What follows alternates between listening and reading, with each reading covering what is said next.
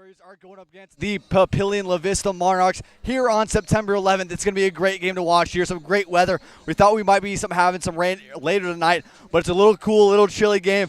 My name is Jaden Taylor. I'm alongside Kate Martin. And Kate, these Papillion-La Vista Monarchs going their first game of the year. They took down Papio South. How did they go up against Creighton Prep last week? They did not do quite. They didn't do as well as they probably should have. They lost 21-16 with them scoring 9 points in the last quarter. Their quarterback Seth Obermeyer did not throw very well, only going 7 of 17. Most of their offense relies on the run game. So for Westside especially, being able to stop that run game is a very big important. Yeah, it'll be interesting to see. That Westside defense is doing a really good job, this year. The main guy for the Westside Warriors last week up against Kearney, Dominic Rizak with the running the ball. It's been really important. Not as much passing last week. Was a little bit of a different change. But what an amazing night by Dominic Rizak. 235 yards on the night as well as 4 touchdowns. That is the most rushing touchdowns that they've had in 3 years. Something that a running present that they haven't had the last few years. Raul Kalani's been a little bit hurt. Avante Dickerson's more of a side-to-side runner. But Dominic Rizak has really been stepping up last week. And I know Front was talking to me just about really, next man up, working a 3-headed horse with Avante Kalani as well as Rizak, working all of them back and forth. And they've been doing a really good job these last couple of games, especially with the passing yards. We saw last week up against Kearney, a great game up against Kearney that last week. It was a great matchup on both sides. We're going to give you the graphic there for Kearney from last week. It was a great matchup on both sides. Warriors took them down 47-21 in that game. We saw in that game, the Warriors just were able to blow them out 47-13 that game. We have that, messed up on that one there. But it was a great game back and forth. The Warriors took down Kearney with 192 passing yards along with 351 rushing yards on that night. The running game has not been a big presence the last few nights, but a great game that night by Avante Dickerson as well as Dominic Rizak. On Kearney's side, they had a lot of struggles. They came back a little bit in the second and third quarter, weren't able to do much. The Warriors took them down 47-13. Sorry, we got the score up there currently wrong. But then we go on to the stats, or the rankings after that week. The Warriors still atop of the rankings. No changes in this week's rankings after last week. Warriors are on top of the poll. Next up is Millard South. They go up against Millard West. I know that's Nebraska High School game days. Game of the week this week. Millard South going up against Millard West out there. It's going to be a great matchup to see.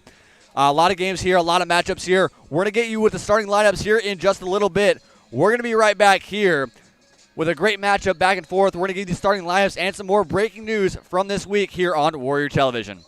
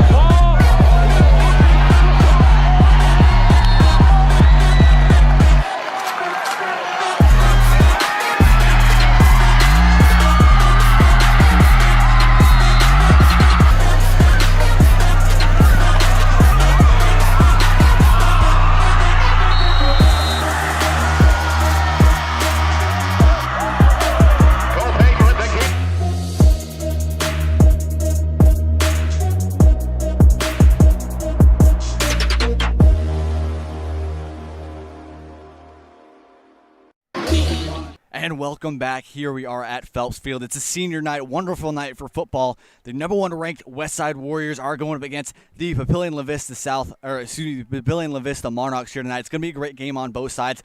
We have some breaking news that has been coming for the last week or so. Creighton Prep and Kearney have both canceled this week as well as their next week's game. Both teams have had cases, confirmed cases of COVID-19 on their teams. We knew this was a possibility with so many of these games and so much of the situation here.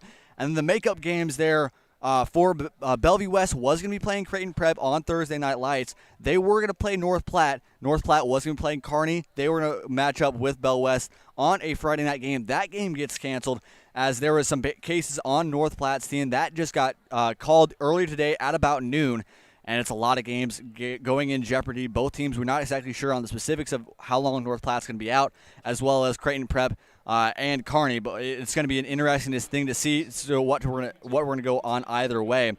With that, next up, they had some new information here with the Week 8 opportunity, with the Week 8 game being open with OPS. The Westside Warriors are going up against the St. Thomas Aquinas Saints for that game. They're going to be filling that up. St. Thomas Aquinas is from Kansas City, the #2 team in the 5A bracket there in Kansas. It's going to be an interesting game to see. With that, so it's going to be a great opportunity to see Week 8. That game's going to be played here. We're going to give you guys all that information and that game there. So with that, we're going to get you guys starting lineups here in just a little bit. A lot of new information, a lot of great opportunities here. And right next, we're going to be right back here on Warrior Television with a great opportunity to respect our 9/11, everybody that was for 9/11, as well as our starting lineups.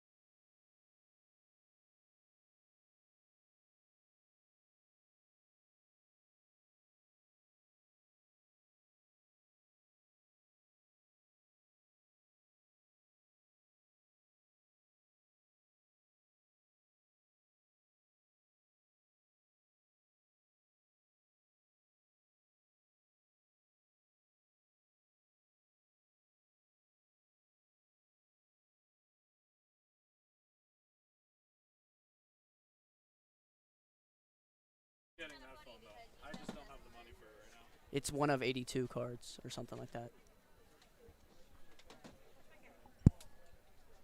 Apparently. Yeah, of course I am. I've already accepted it.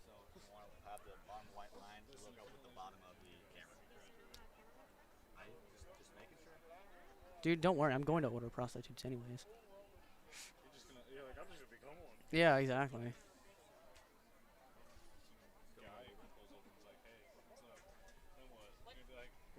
Oh no. Yeah, exactly. My finger bleeds.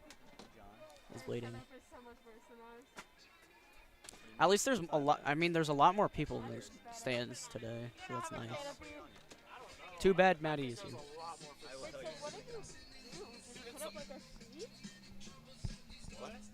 What?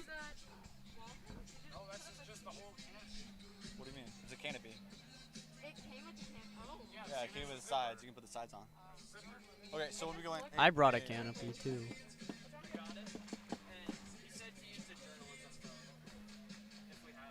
We don't have one.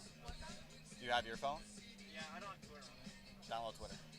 Download Twitter. My shoes are screwed.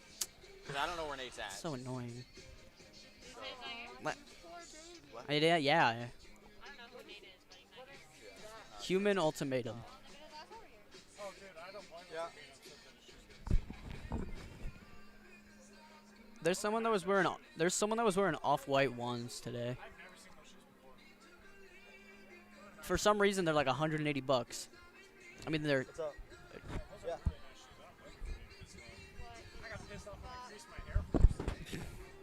I mean, I do have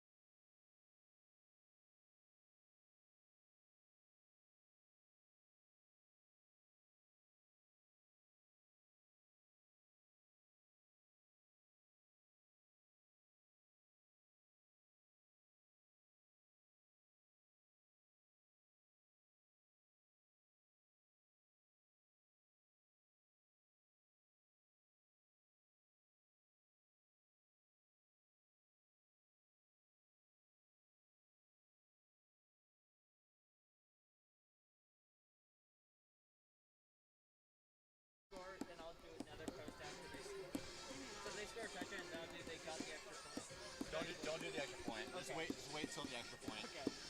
Go talk to Nate. I'm gonna miss the rest tonight. Okay, just try to find Nate. Okay. Zoom out just a little. You're gonna have to zoom out just a little.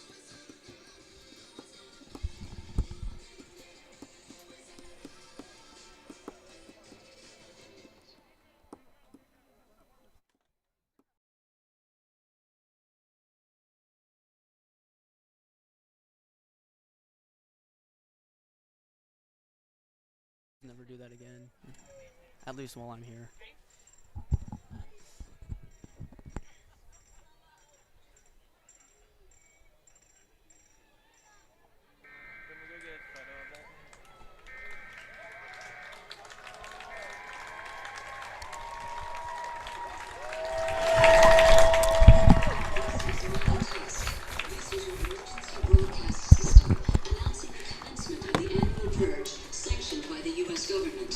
May God be with you all.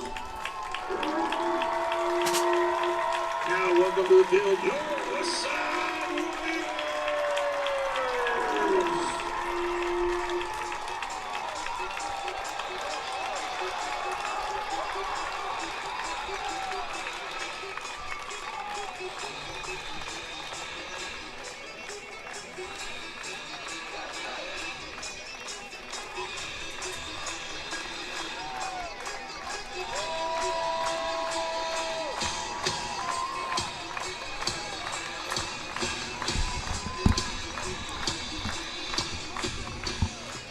And we are just under a minute away from kickoff here at Phelps Field. Great night here on senior night. The Warriors going up against the Papillion-La Vista Monarchs. Looks as though number 8, number 2, Joey Hylock is going to be kicking it away for the Monarchs. They won the toss. They elected to defer.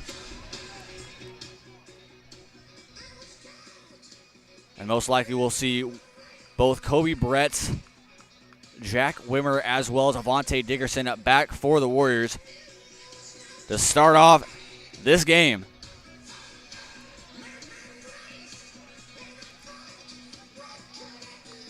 Warriors looking to continue their undefeated streak here.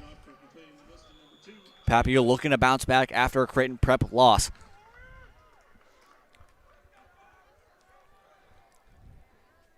Dickerson deep back. Both Brett and Wimmer to the sides of him. Hylock with the kick. Little squibber over the side. Wimmer's going to pick it up and take it across the 30. And will be taken down at just about the 32-yard line. Takes the initial kickoff back to the 32-yard line where Westside will begin 1st and 10. Going to be an interesting game that we see here. Papio and Westside went on a game last year. Westside took them down by a big margin. Looking to do just the same here.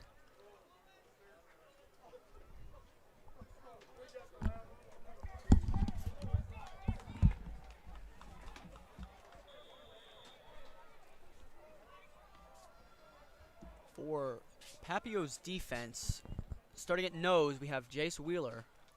Starting at end, we have Will Hubert. Westside takes the run on the first play of the game and gets to about the 41, I believe.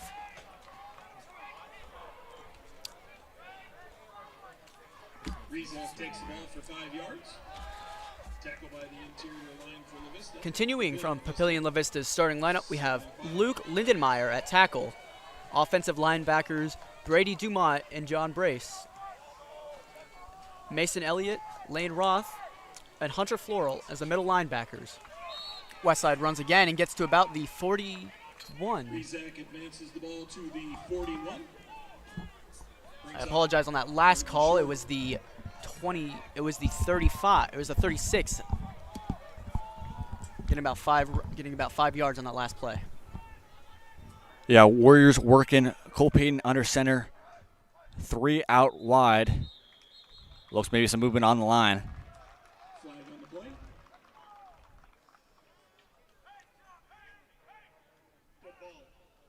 And that'll be false start on the Warriors.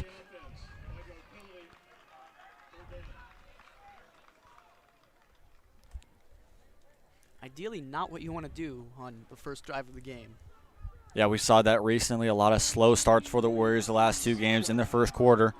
Have only scored 7 points in the first 2 quarters in the last 2 games. 3 out wide once again. A little bit of a bunch set up the middle. Cole Payton will roll out to the left, throw it over to Kobe Bretz, and he will get it there for the first down. We'll get about to the 46-yard line. Payton's pass is completed to Bretz. Takes the ball to the Warrior 45-yard line. Good for a Warrior. Bretz, Guyette, and Dickerson out wide, and there are the middle to Rezak. He's going to push through for about 3 yards there. And we'll get down just about the 49-yard line. Rezak advances the ball to the 49-yard line. 2nd and 6. Chilly night here. We thought we would see some rain later here tonight. Still possible.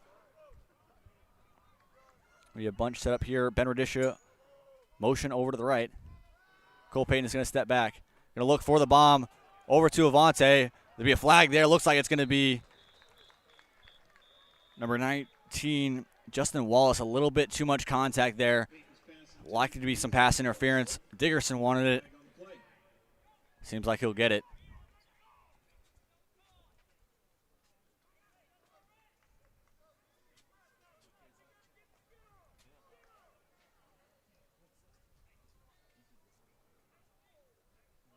Whitecap taking some time here. Holding. Defense number 19. First down. It's probably the best he could have done to cover a D1 prospect in that. Yeah, Dickerson, just his speed, just able to get past Wallace there. Payton under center. In the I-back formation. Radisha to the left. And they're going to hand it off to Rezak. He's going to get past a couple defenders. Only getting about a yard there.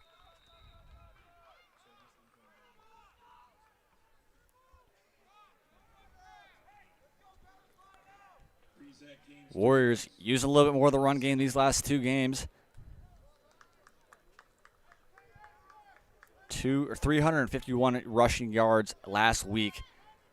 Brought back the rushing game back to life after a few games. Guyette will motion over to the right. Avante Dickerson will get the pitch. He'll get around the edge, look out to the 30. He's going to pass one defender, and he'll get pushed out of bounds around the 33. 1st and 10 for the Warriors. Getting a little bit farther. Looks like it's going to be about the 27. Good for a Warrior.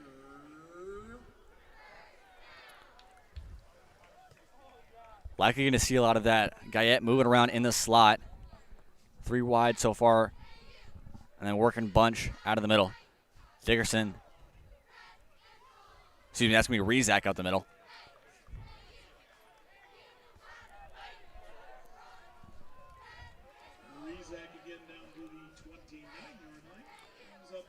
Going to be 2nd and 7 here for the Warriors.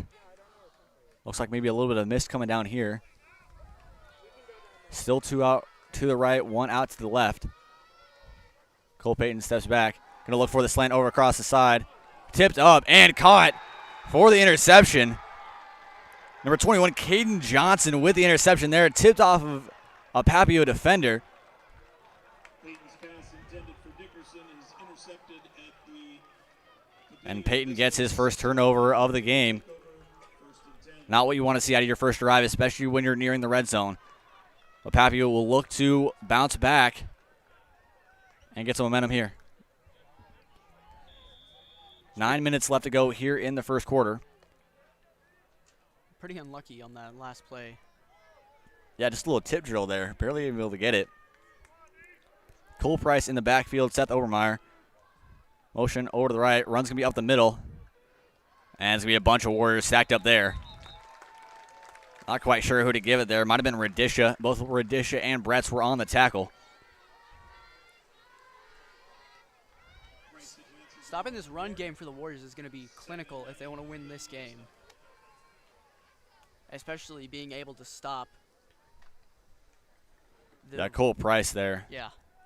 Just working well the last couple of games. Was really the factor against Trayton Pratt to keep them in that ball game. And 2 out to the right again. Motion over the middle, Will Hubert. Pass will be a slant across the middle. Looks like that will just get short. Not a great throw by Obermeyer. I know one of my friends, John Willis, was out at that game last week. And Obermeyer just not having a great day throwing-wise. Going to look to change it around here. 8:20 left to go here in the first quarter. Still 3 wide. Look for the motion across the middle by Hubert. Obermeyer will step back, look for the throw. Nobody open. He's going to scramble out to the left. Try to throw it over the middle. A little side toss there. Looks like that ball is caught. Kobe Brett's trying to catch it there, but that's once again Hubert. Will Hubert with the catch.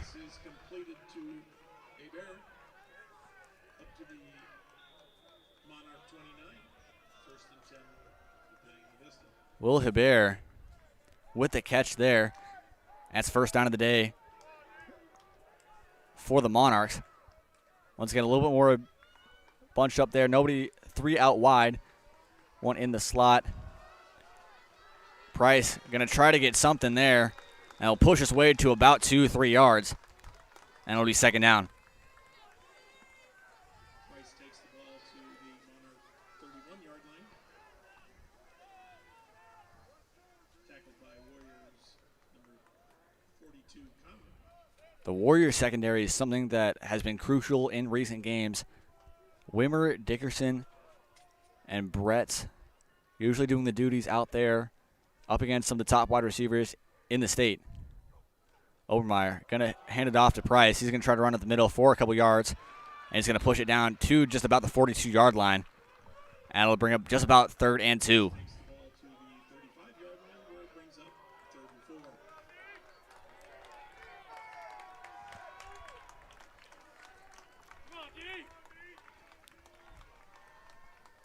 4. Malone's going to check in for Hurst. And he'll be the open man out to the right. 3rd and 4 here. Monarchs looking to keep this drive going. Obermeyer going to step out. Going to throw it across the middle. Throws over. Caught there. Going to run down the sideline. Nobody behind him. And he's going to be taken down just about the 32-yard line. Looks like it was Luke Lindenmeyer there, the tight end for the Monarchs. A 220-pound, 6'4" tight end for the Monarchs. I'm not sure I've seen one of those here in the state of Nebraska before. And Westside's going to call a timeout. Warriors need to regroup here. Monarchs working on the doorstep to the red zone. 0-0 game with 6:34 left to go here on Warrior Television.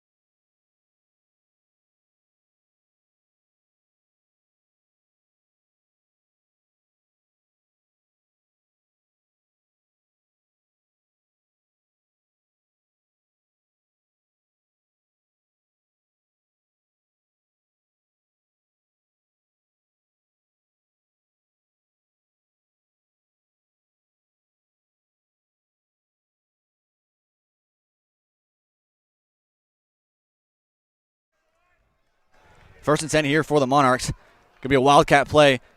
Money going to work out to the right. And it's going to get about a 1-yard gain there. Tyson Money, the junior wide receiver for the Monarchs. And the wildcat situation there. Obermeyer's going to come back out. No gain. 2nd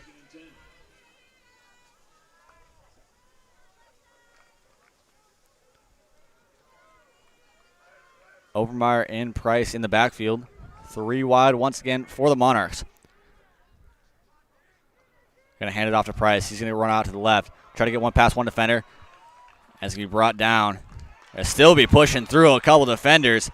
Fighting for every inch. And it's going to get down just about the 27-yard line. Price goes around the left, advances down to the Warrior 27-yard line, where it will be 3rd and 5. Yeah, I know we talked about a couple nights ago. Papillion-La Vista really needs to do everything right here to get over on the Warriors. And the first quarter is usually the best time to do it. Obermeyer going to step back. Going to look for a slant pass over the top. Nothing there. That was intended for Lindenmeyer once again. But it's going to be 4th and 5 here. And we'll see if they'll bring on the punt team. And they're going to bring on the kicking team here.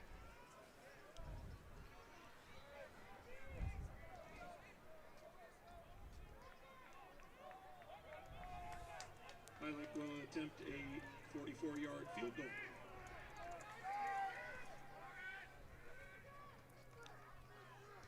Kick is up. Looks like it might be a little bit to the left, and it's no good. Flag on the field. We'll see. It might have been a roughing the kicker. Penalty flag on the play. Monarchs are going off the field.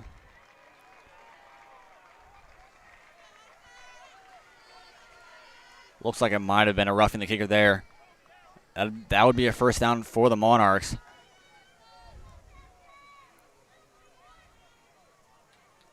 Warriors are moving back like it's be. Whitecaps taking some time. Personal foul, roughing the kicker. On the defense, that penalty will be enforced half the distance to the goal. Automatic first down. Yeah, 15-yard penalty, and that's not what you want to see for the Warriors. 4th and 5. Not a very close kick there. Missed just wide left. But now the Monarchs are within the red zone. 2 out to the left, 1 out to the right for the Monarchs. Obermeyer, motion across the middle by Hubert. Going to be a fade route there, and that is a not great throw. Obermeyer, not a great night here tonight.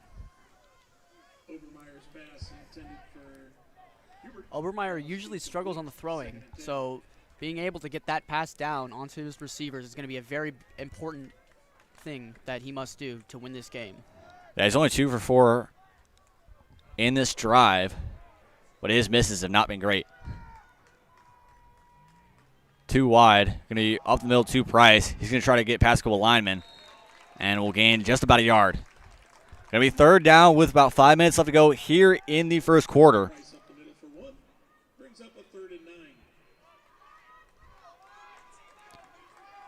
Possibly look for a fade route. Again, Obermeyer has not been passing it well this year. Possibly maybe a pitch out to Cole Price. But Warriors secondary really looking to stop the Monarchs here on 3rd down. 3rd and 9 here. 3 out to the right, 1 out to the left for the Monarchs. Obermeyer. Price will move out to the right. Going to be a slant across the middle. Won't go. He'll try to run it out to the left, and will get thrown down by Grant Guyette. But there's going to be a flag on the field.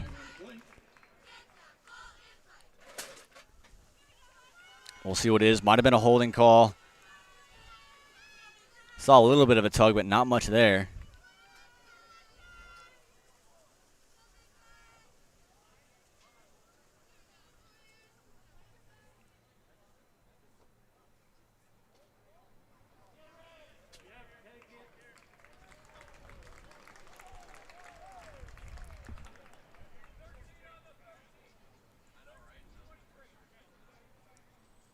Still looking for the call here. We'll move the Monarchs back. Number 65 of the offense. A 10-yard penalty.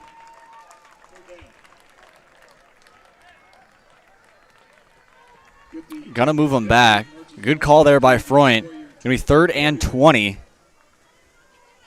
And even if they gain some yards here, it moves them back for Hylock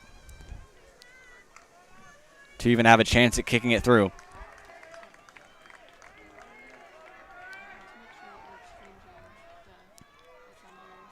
Three out wide for the Monarchs. Obermeyer gonna step back. Gonna be a cross over the middle. Almost caught, but there's gonna be a flag Lindenmeyer unable to get onto it. But looks like there's going to be a pass interference penalty, most likely on the Warriors.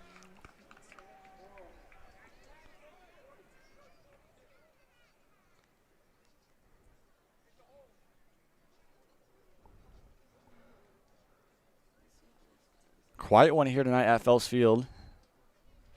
Holding. 42, the defense.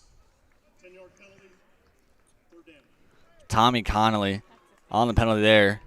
Both him and Lindenmeyer were working back and forth. Lindenmeyer 6'4", Connolly only 6 foot. And 4 inches height-wise, especially when you have a big tight end like that. Makes a difference for a smaller outside linebacker in Connolly. Still 3rd and 10 here at the 14.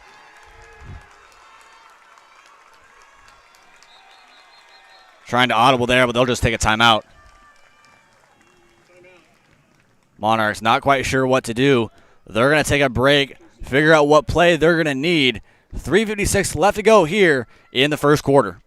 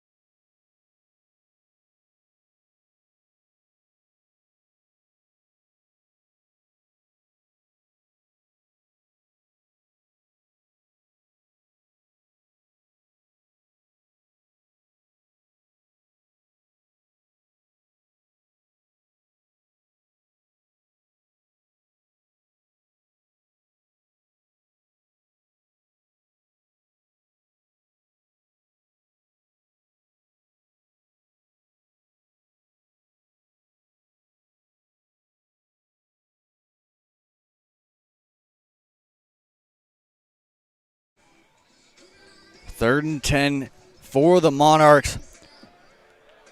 Trying to capitalize on their early interception at about their own 5-yard line. 3:56 left to go here. 3 wide. Obermeyer going to step out, going to hand it off up to Cole Price, and he is going nowhere. Ben Radisha on the tackle. And that stops any opportunity for a touchdown score for the Monarchs. Keegan Hylock is going to come out for the Monarchs, a lefty kicker, trying to put it through.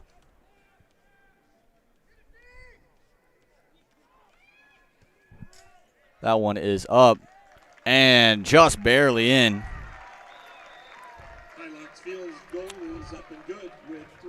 Hylock 6 for 6 on the year. That makes it 7 for 7. And the Monarchs started off on their side. 3-0 in favor of Papillion-La Vista. An update from Buell Stadium. Millard South scores to start it off 3-0 in favor of Millard South at Buell Stadium. The Battle of Q Street. A great matchup there. Number 2 versus number 5 teams. And both teams trying to vie for one of the top spots. We've seen most of this year, Westside, Belv West, Millard West, as well as Millard South are really the top candidates for being the top 4 seeds. Elkhorn South has been in that conversation. Had a little bit of a rough night up against Millard North. Did win 21-14, but not in great fashion. Hylock gonna kick it away. Dickerson back in center with Wimmer and Brett to the sides. That one's going to go to Wimmer. He's going to take it out, bring it about the 30-yard line, get past 1 tackle, break another, get past 2 more, going to cut back up the middle, and he'll get down just about the 50-yard line. Caleb Smith was able just to trip him up for the tackle, and the Warriors will start on great field position with 3:13 left to go in the first quarter.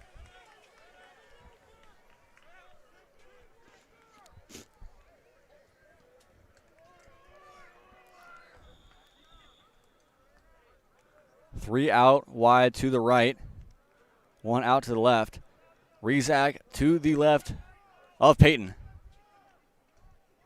Peyton's going to take it himself. He's going to break 1 tackle, and we'll get a first down there. Rizak. Excuse me, Peyton has been working the option well, and they're going to go in the hurry up. Vontae Dickerson out to the right of Peyton. 3 out wide, right of the left, or right. Brett's out of the left. Look for Brett's there. He sees nothing.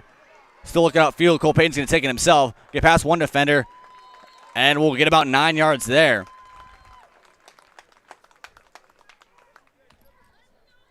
Peyton, dangerous for a lot of Class A defenses. His ability to run, as well as his ability to throw, is something that not a lot of quarterbacks in Class A have. 2 out wide on each side. Peyton is going to hand it off. Dickerson on the outside, going to get to the 10, to the 5, dive in, and they'll give him the touchdown. What a play by Dominic Rizak. Broke 2 tackles. It dove into the end zone for the Warriors, and that starts it off. The scoring for the Warriors. Warriors finally able to get their groove back on offense. There was a flag on the play, though.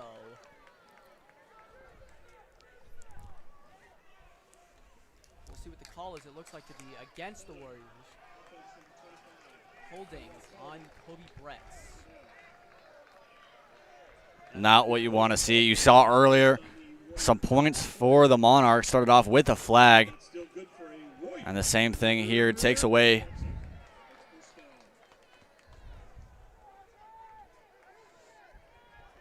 Three out wide to the right for the Warriors. Rizak looking for redemption.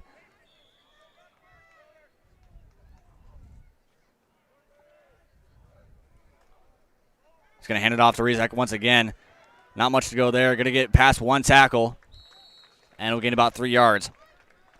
Mason Elliott was trying to track him down to the right. As 1:57 left to go in the first quarter. Warriors trying to get back on top before we head into the second. But we've seen a lot this year. Warriors have not done well in the first quarter. It's usually taken them at least 7 to 8 minutes to get themselves back into the groove. 4 wide. Going to get off to Rizak again. He's going to break 1 tackle. He's going to get to the 5. Going to break another, push through another tackle, and it's going to get down to the 2-yard line. And the Warriors are inching away from a first down, or from a touchdown. Carter Hogan will check out. Looks like Anthony White will come in.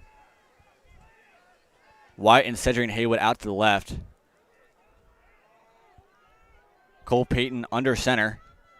A little bit another I-back formation. Ball's going to go to Rizak, and he's going to walk in. No touch for the touchdown. And even with the flag, that's how you do it. Warriors score, and they're back on top here with 1:28 left to go. Rizak, another star here tonight. Going to keep his momentum from that Kearney game. That's his 5th touchdown on the year.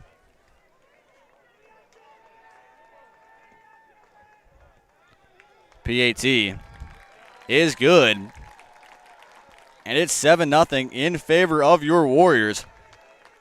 Great game here. Warriors get back on top.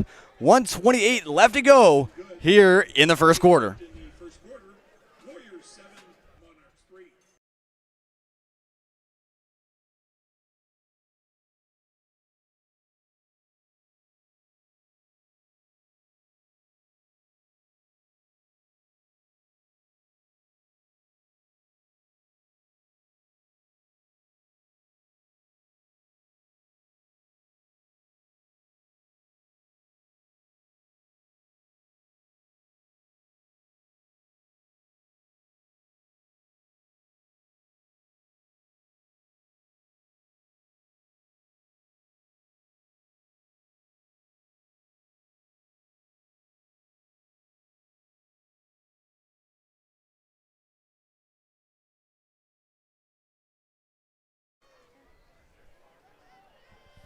Looks like Dylan McKee will send it away for the Warriors. 7-0. Dominic Rizek with his sixth touchdown of the year. First of the night, had one against Creighton Prep, and then his 235-yard night up against Kearney last week. And McKee had a line shot. That one's just going to go out. The Warriors want to say that the Monarchs touched it. Looks like it might have been number 39, Caleb Walker. The refs are going to pull the flag anyway, and the Monarchs will start at the 30-yard line. Free kick out of bounds on the kicking team. He touched it! Ball will place at the 35-yard line. First down. Watch the game! Very enthusiastic fans we have at Westside. It's always great to hear. Yeah, again, here we are not able to disclose anything one of our fans might say. Want to shout that out there before there is any possibility of that happening. Obermeyer going to hand it off to Price. He's going to roll out right, and he's going to get nowhere. Multiple Warriors passing the line. Number 22, Cole Haberman, going to Northern Illinois, has just been blowing past the Papio O-line. Second and 9. Just barely, not even a yard there. Surprised I call it second and 9, more like 2nd and 9 3/4. The Monarchs have 3 out wide to the left. Lindenmeyer in the slot. Look for him to get involved. Maybe it's a slant play up the middle. And as I said, oh my God, almost picked off. He's going to catch it. Going to get down to just about the 25-yard line. Ball's going to go out, but it looks like he was down. Surprised Lindenmeyer was able to catch that ball. Looks like Ty Kiefer was trying to come on that ball from the secondary. Almost had an interception. But Lindenmeyer able to grab that ball and head for another about 20 yards after the catch, and it's first down. 42 seconds left to go in the first.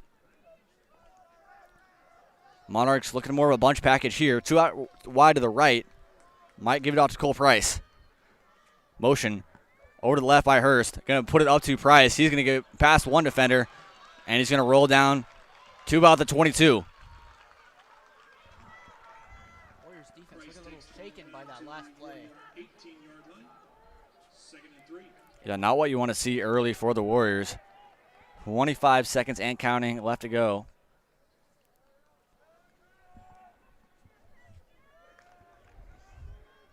Monarchs going to spread it out with 2 wide receivers, with one in the slot.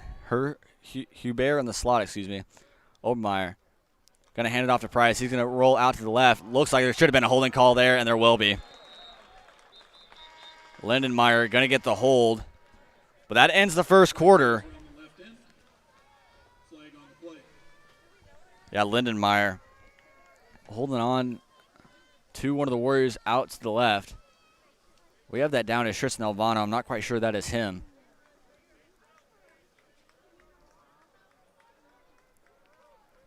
Looks like the Monarchs will get moved back 10 yards. Play goes in the offense. Holding number 99. That penalty is declined. Holding number 55. That penalty will be accepted 10 yards from the spot of the foul. It's the last time down in the period. We'll extend the period for an untimed down.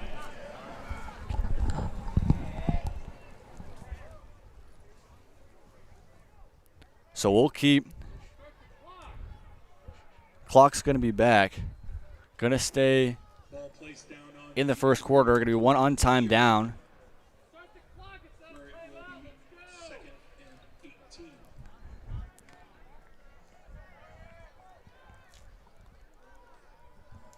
Going to be 2nd and 18. One untimed down here to end off the first quarter.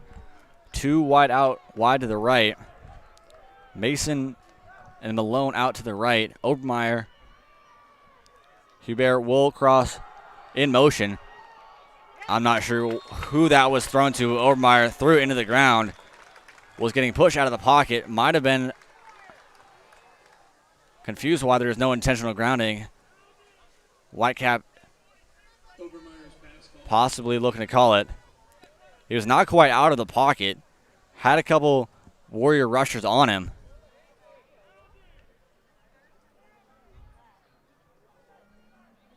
There easily should be.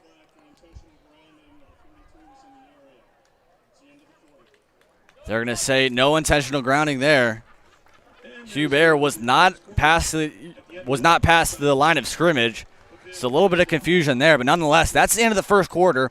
The Warriors are up 7-3, and we'll be right back here on Warrior Television.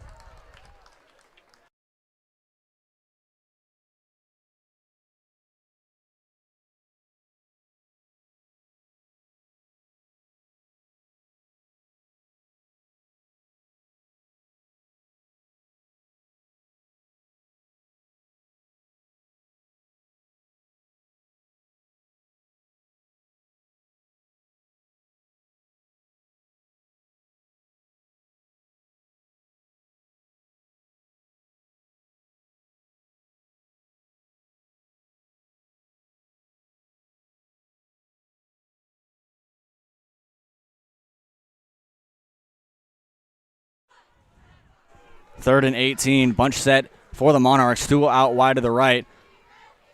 Hubert will move out there again. Going to be a little bit of a screenplay, but that one's going to get blocked. Travis Ingram on the block, and it's going to be fourth down. Obermeyer really focusing on number 99. Or I apologize. Obermeyer really focusing, throwing to number 99, Luke Lindenmeyer. Yeah, Lindenmeyer, that 6'4", 220 tight end. And a lot of outside linebackers don't want to see that coming at him. Going to be a kicking attempt here. Hylock has not had one past 50 yards. That one's going to be way short. Barely gets the end zone. That one's going to be no good. The Warriors will take over at their own 33.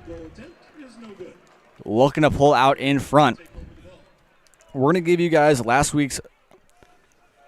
recap of last year's game. Westside went up against Papillion-La Vista, took them down 48-14.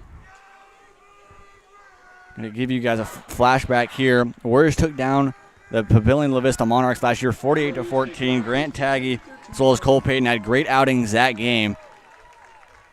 Avante Dickerson had an interception in the backfield, in the secondary. And the Warriors are looking to do much the same. 4 out wide. Rizak going to get it past a couple of defenders. Going to break one tackle. And it's going to get taken down at about the 38-yard line. Number 41, Colton Hagen. With the tackle there. 11:47 left in the second. And the Warriors going to work back in the hurry-up. Monarchs trying to get a couple guys off the field. 3 wide. Cole Payton's going to step back and look for a bomb. Over to Avante Dickerson out of the right. And that's going to be incomplete. Flag going to go down there. Pass interference is going to be the call. Dickerson, the throw was a little bit short. But Dickerson had hands in his face the whole night, the whole play. Second time the Warriors use that play. Second, and they get another possible pass interference. Yes, indeed. They get another pass interference call. But Papillion-La Vista really need to hold their penalties, especially against Avante. Yeah, looks like that was Caden Chodek out there. And he's going to be switched up on Grant Guyette. Avante is going to move out to the right. And they're going to move to the 48.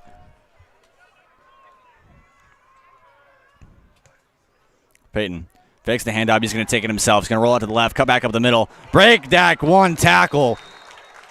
What a drive by Cole Payton. I need that replay later on. What a hit by Cole Payton, looking like a defensive back and gaining yards for the first down. Warriors going to go back in the hurry up, 4 out wide. He's going to step back. Cole Payton's going to throw it over to Avante. He's going to cut back, move back one defender. What a juke. And he's going to get down just about 7 yards. Avante putting Tommy Livermore a little bit on skates there. Pushed him down and got him another about 3 yards. Warriors going to be in the huddle, 4 out wide. That's what they've been doing a lot this year, getting defense off balance, getting defense confused. Payton going to be out of the corner. Looks like going to be Anthony White. And he's going to get the first down. 1st and 10 for the Warriors, and they're inside the red zone. 10:55 left to go. Confused why the clock is not going currently. And it looks like Anthony White was about down. Looks like he might have been down inside. 4 out wide. Once again, Cole Payton going to throw it over the middle. Almost picked off there. Jacoby Hurst got hands on it, trying to get in front of Anthony White, the wide receiver. But nothing going there. 2nd and 10 at the 17-yard line. Rezak's going to be once again to the left. 4 out wide. 1 in the slot. Avante's going to cut over. Payton's going to take it himself, run back over a defender. He's going to get to the corner to look for the end zone. Going to dive in for the score. Cole Payton doing it himself here tonight. And what a touchdown by Cole Payton. Breaks off 2 tackles, runs over a guy into the end zone. And the Warriors extend their lead, 13-3. Cole Payton, an excellent runner for this Warriors offense. Really focusing for this year. The Warriors really got to focus on their run game. Their passing game is excellent, but being able to go back to that run game whenever needed is very necessary. PAT is going to be up and in. And Dylan McKee is 2 for 2 on PATs. And with 10:43 left to go here in the second quarter, the Warriors lead it 14-3.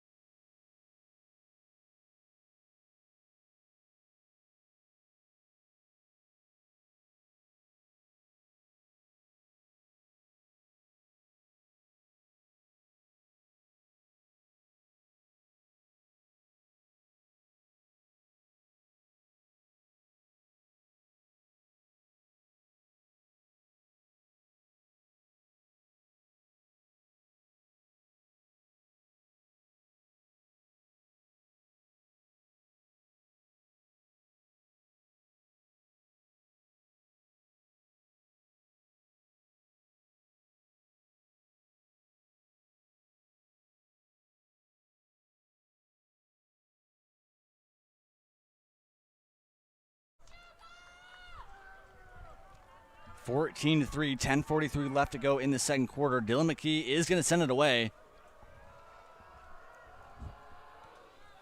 Going to kick up middle. Jacoby Hurst is going to take it. He's going to get about to the 25 and he's going to get thrown down.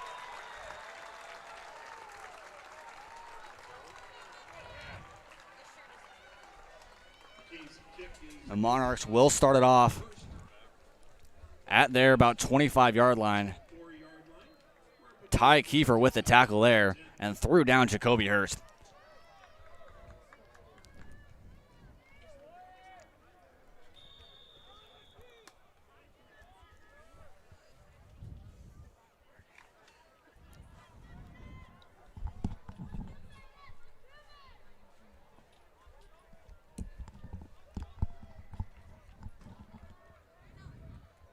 Three out wide to the right, 1 out to the left. Monarchs have really been working this package. Price directly behind. Either timeout or going to be the delay game.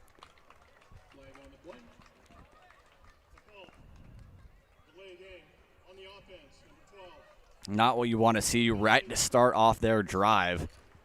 right off the kickoff, and there's already a delay game penalty. We saw that a lot in the Creighton Prep game. Prep, I believe, had 5 delay game penalties and just a lot of confusion. Vontae Dickerson will move back into his zone coverage. Going to be throw out to the right, going to be caught. Ball's out. Warriors going to be on it. We'll see if it's going to be an incomplete pass or a fumble recovery. He had at least 2 steps down, but that's going to be a fumble recovery. It's going to be a Warrior ball. What a hit there out in the corner.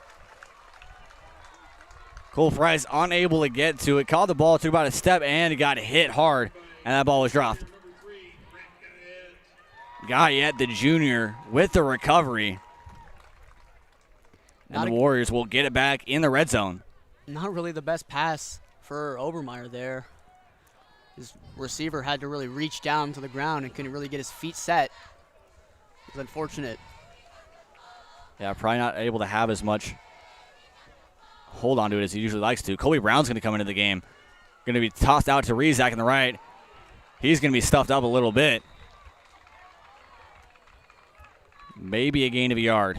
Rezak goes around the right side. No gain on the play. 2nd and 10 Warriors.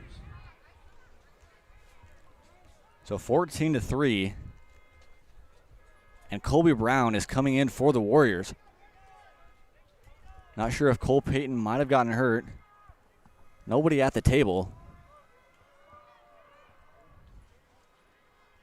Brown will step back. He'll throw a fader out over to Avante Dickerson, and that one's going to fall incomplete.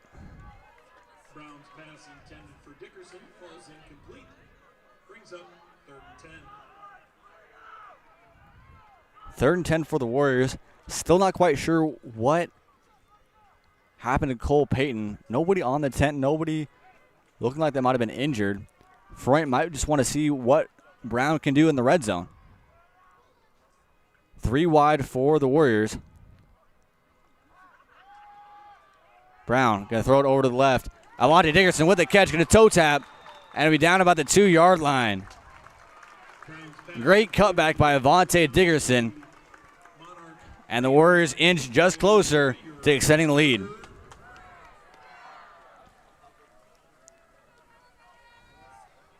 Update from Buell Stadium. Millard South punts it away with a 1:10 left to go, and they're up 3-0. Kobe Brown under center. He's going to hand it off to Rezak. He's going to push back one defender.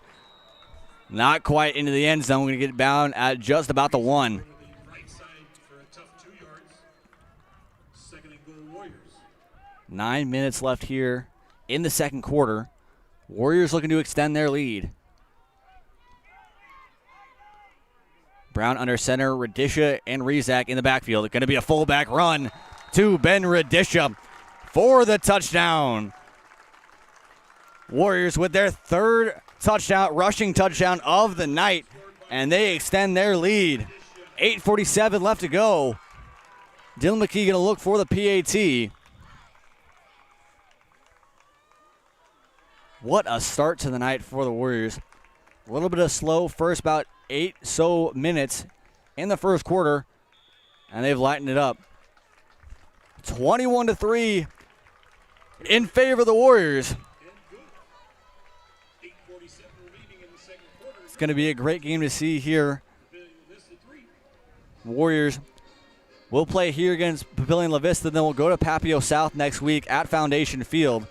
Papio South has had a rough year, got blown out by Papio in their first game. And not too great the next week after. They're going up against, I believe, Gretna this week. Going to be interesting to see what they can do there.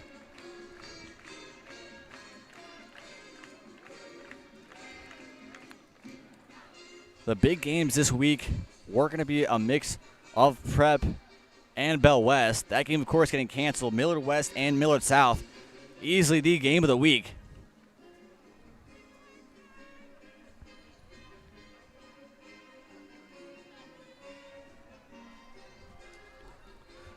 Warriors extending their lead once again, 21-3. 3rd rushing touchdown of the night.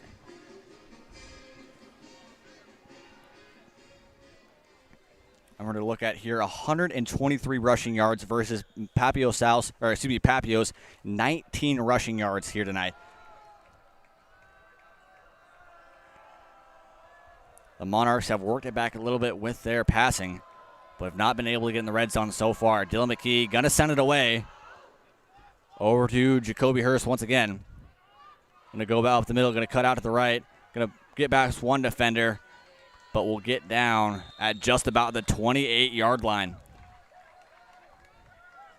First field, the Warrior kickoff brings it back to the Monarch 29-yard line where they take over 1st and 10.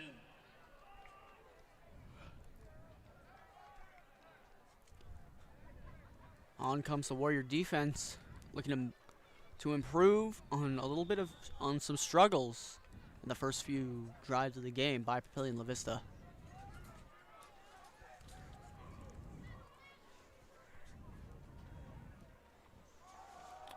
Gonna hand it off and nothing going there. 3 Warriors on Cole Price.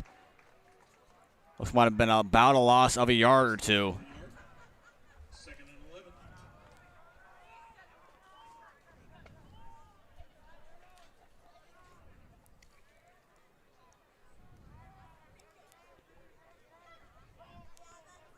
Obermeyer needs to get something going here before half. Get themselves within 2 scores.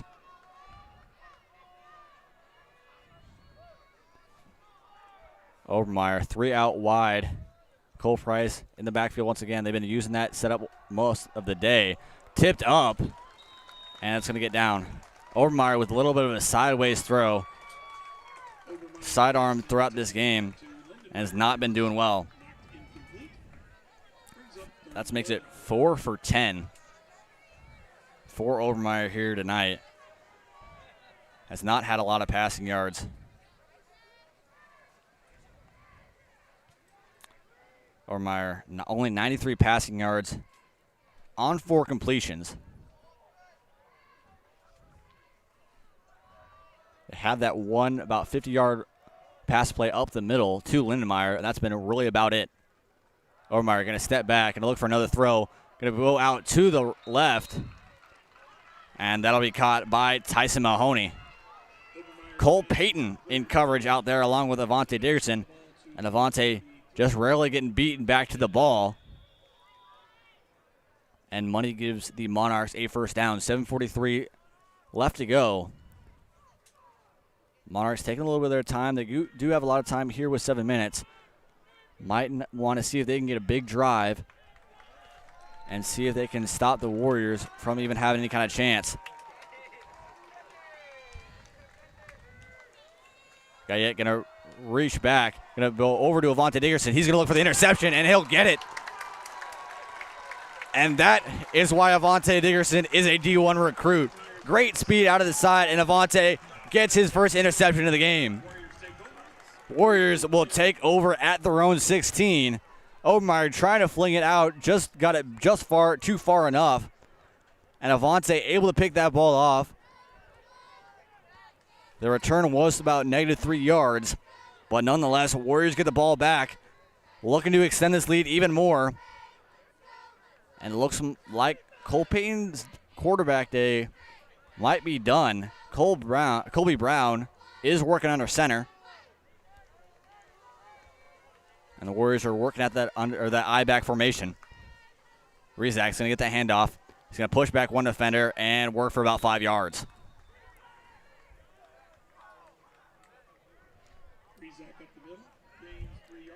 On that last defensive play with the interception by the Warriors, it appears Cole Payton was playing safety. So that could be where he's playing for the rest of the game, or at least just the rest of this half. We don't know for sure yet. We'll see, though. Colby Brown under center. Going to hand it off to Rizak once again. And he's going to drive for the first down. Carry 2 defenders on him.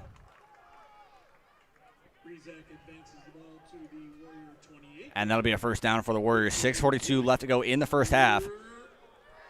Warriors at the 28. 2 out wide right once again. Rizak and Brown in the I formation. Going to be a pitch out to Rizak. Great blocks there. Going to try to get it past a couple guys and won't get it. Will be about a 1-yard gain. Rizak around the right, gain of 2, 2nd and 8.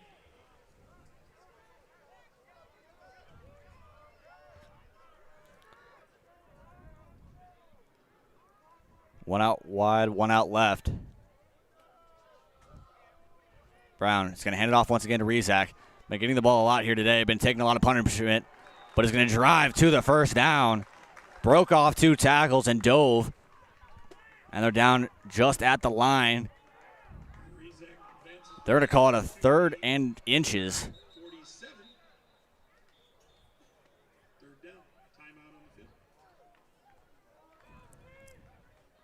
Going to be a timeout.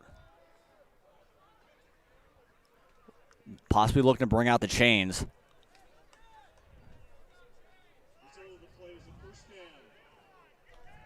They won't even need the chains there. It's going to be first down. And the Warriors will keep going.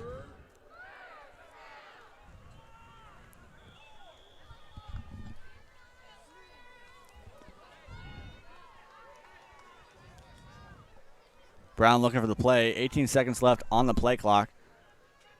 Not too much busy there. Same formation. Brown going to hand it off once again to Rizak. Rizak's been taking a lot of punishment. He's going to go out to the left. Not quite break 1 tackle. And he'll gain about 4 yards. Advances the ball 5 yards. 2nd and 5 Warriors.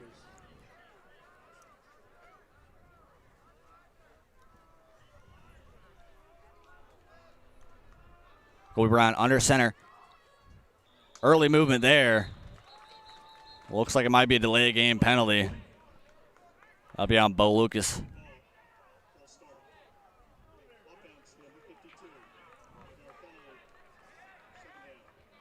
Thought Bo might have moved there. It's going to be Will Hurtado. Warriors are going to move it back. And it'll be 3rd and 9. Excuse me, 2nd and 9. 2 out wide to the right. Kobe Brown's going to step back. Look for Avante. Excuse me, that's Anthony White with it. Catch and the first down. Anthony White gets to the 46. An excellent pass by Brown. It appears he had fumbled with the ball a little bit from the snap, able to turn that into a very excellent pass. Yeah, Warriors working to hurry up here. 4:40 left to go in the half. Kobe Brown under center. It's going to pitch it out to Avante. He's going to come back 1 defender, and he's going to get about 2 yards. Around Class A here tonight. Halftime at Millard West and Millard South. 3-0 in favor of the Patriots. And North Star is on top over Columbus in the 2nd quarter down at Secrest.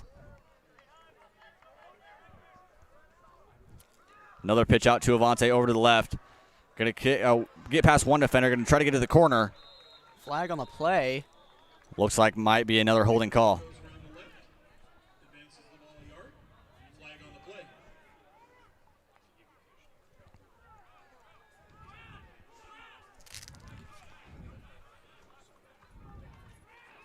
Bress is going to come in. Warriors look like they were going to have mainly their backups in, at least on the wide side of the field. Haywood, as well as Reister, will come out of the game. And it'll be 3 out wide to the right. With the penalty marched off, Warriors have a 2nd and 16.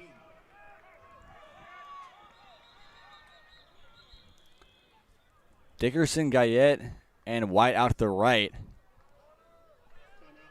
And there's going to be a timeout for Papio. Their 2nd timeout of the first half. 4:06 left to go here in the 2nd quarter. Been somewhat of a slow-moving game. Warriors looking to extend their lead going into halftime. And a little bit of an interesting move. Cole Payton being taken out as quarterback while they're only up 14-3.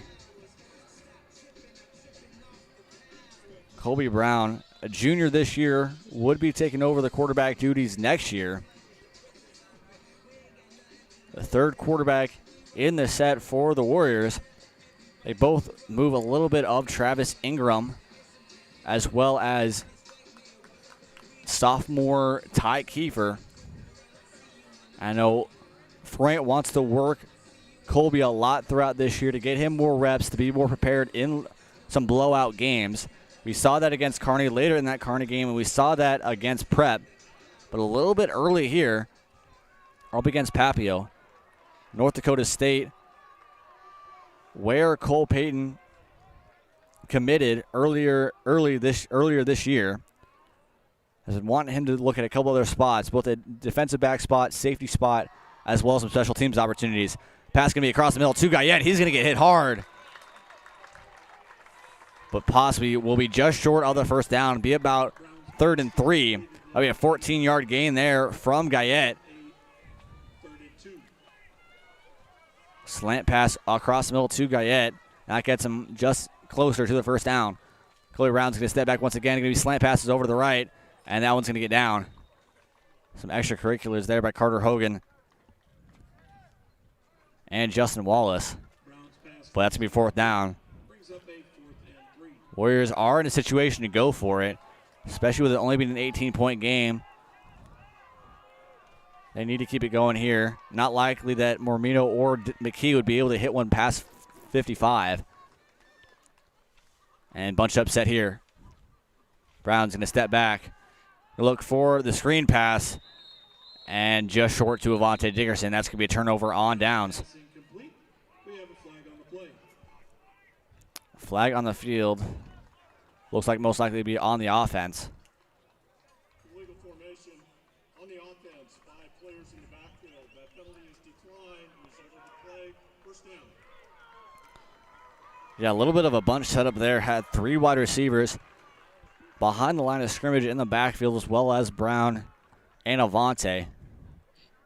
3:33 left to go in the second quarter. The Monarchs are going to look to bring it back and get within 2 scores. Monarchs desperately need something going. Been really flat on the offensive side and defensive side of the ball game. Been a really slow game here. Going to be run up the middle to Price, and he's going to get nowhere.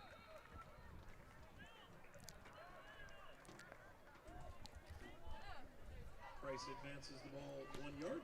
Price gets 1 yard there. 3:20 and counting here in the second quarter.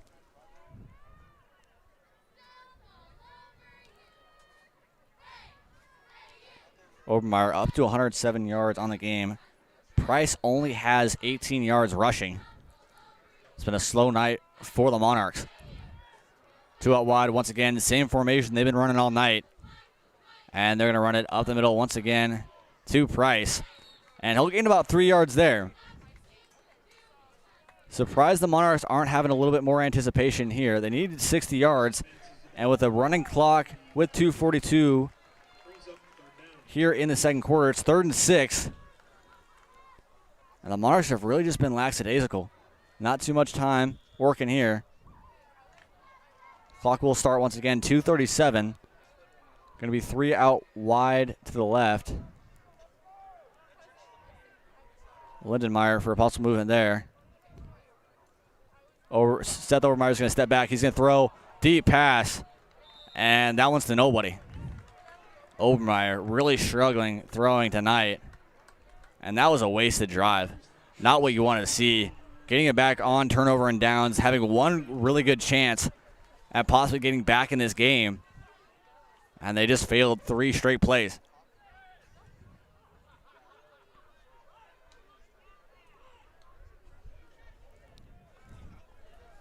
Dickerson back to receive the punt.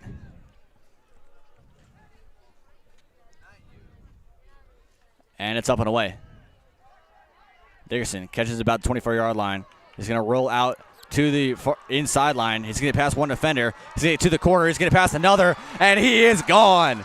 Avante Dickerson running it back 74 yards for the touchdown with 2:04 left to go, and they break it open.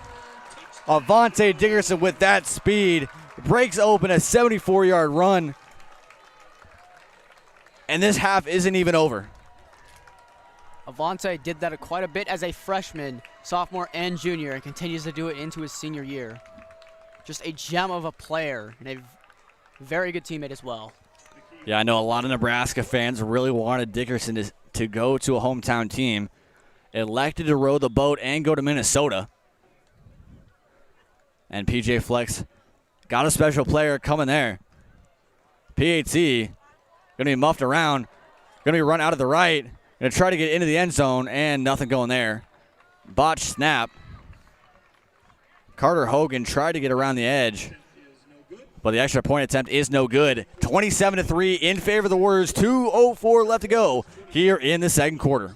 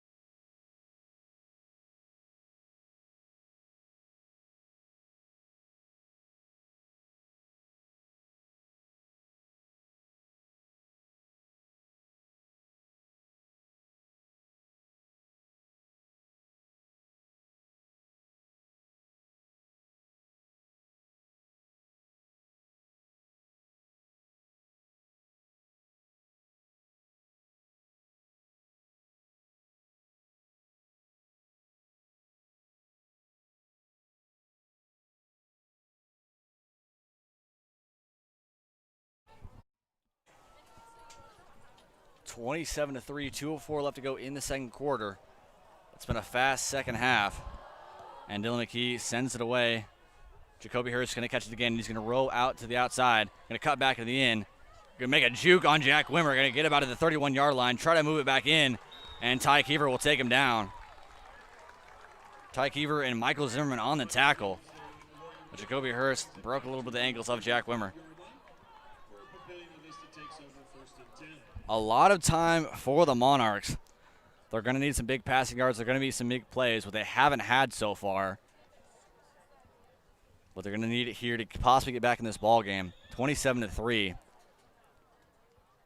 would be a 3-score ball game if they can get something going here. 3 out wide to the right, and Obermeyer is going to need a big pass play. Lindenmeyer could be that big target that they need. Going to be another slant pass. And, again, not a great throw. Radisha looking to go on the player, on Price, out of the right, but unable to get to that ball.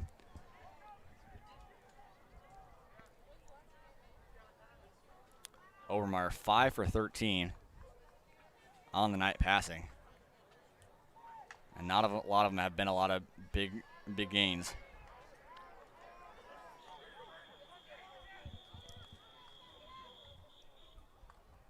Refs want a timeout. Looks like a player is hurt.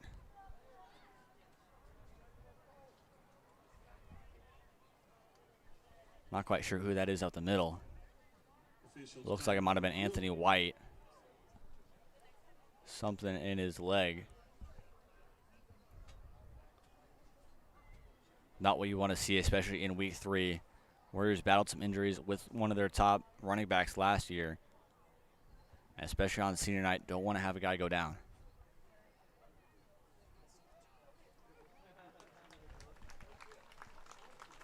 And it's even worse to see. That's Avante Dickerson. A little bit of an injury to his right leg.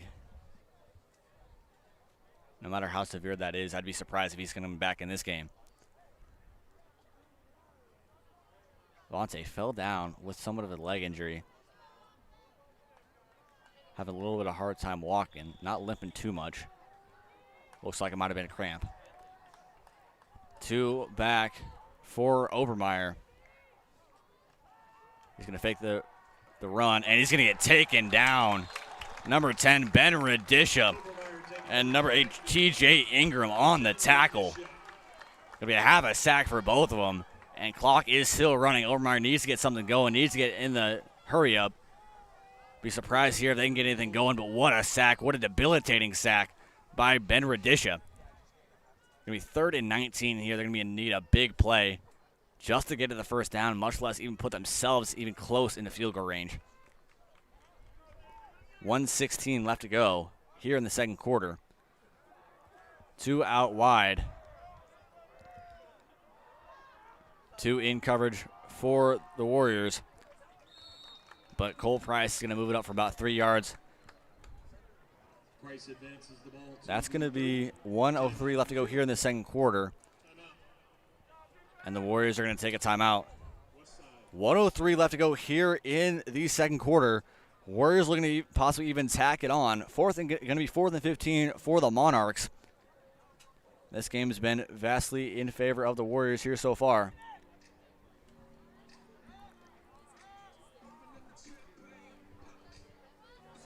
Warriors trying to blow it open here.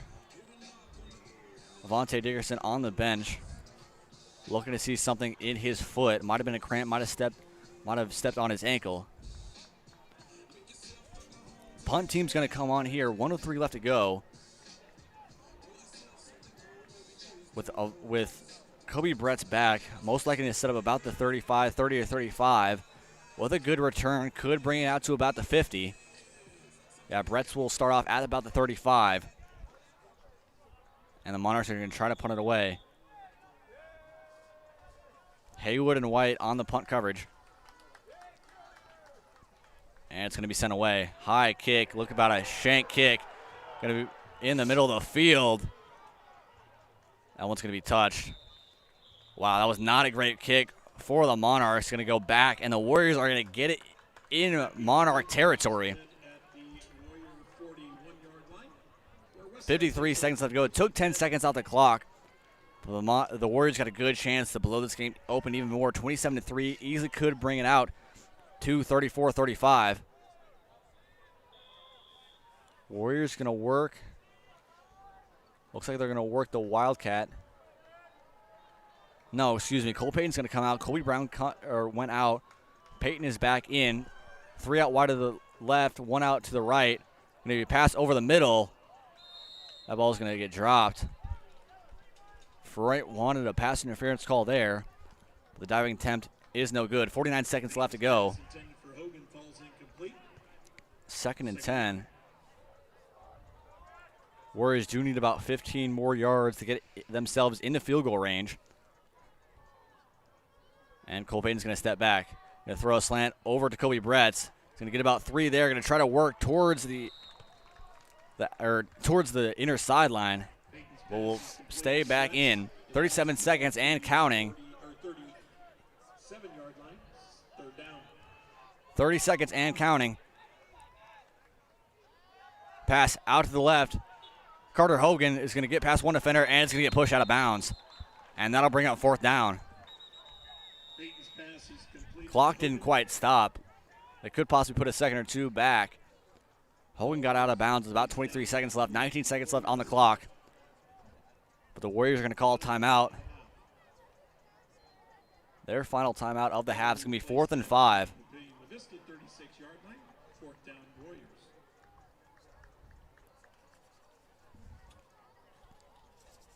4th and 5 on the 36. 19 seconds left to go. Frank wants to talk it over what they want to do. Unlikely they would have a field goal situation. It would be about a 53-yard field goal if they were to set it up here. Jack Bush's longest last year was under 50 yards. It was about 44. They got both Marty Mormino and Dylan McKee on the kicking duties this year.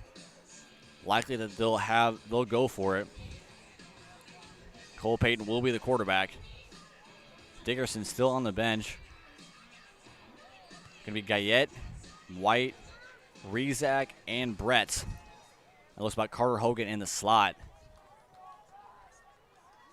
Warriors 4th and 5 here. Cole Payton looking to blow it open.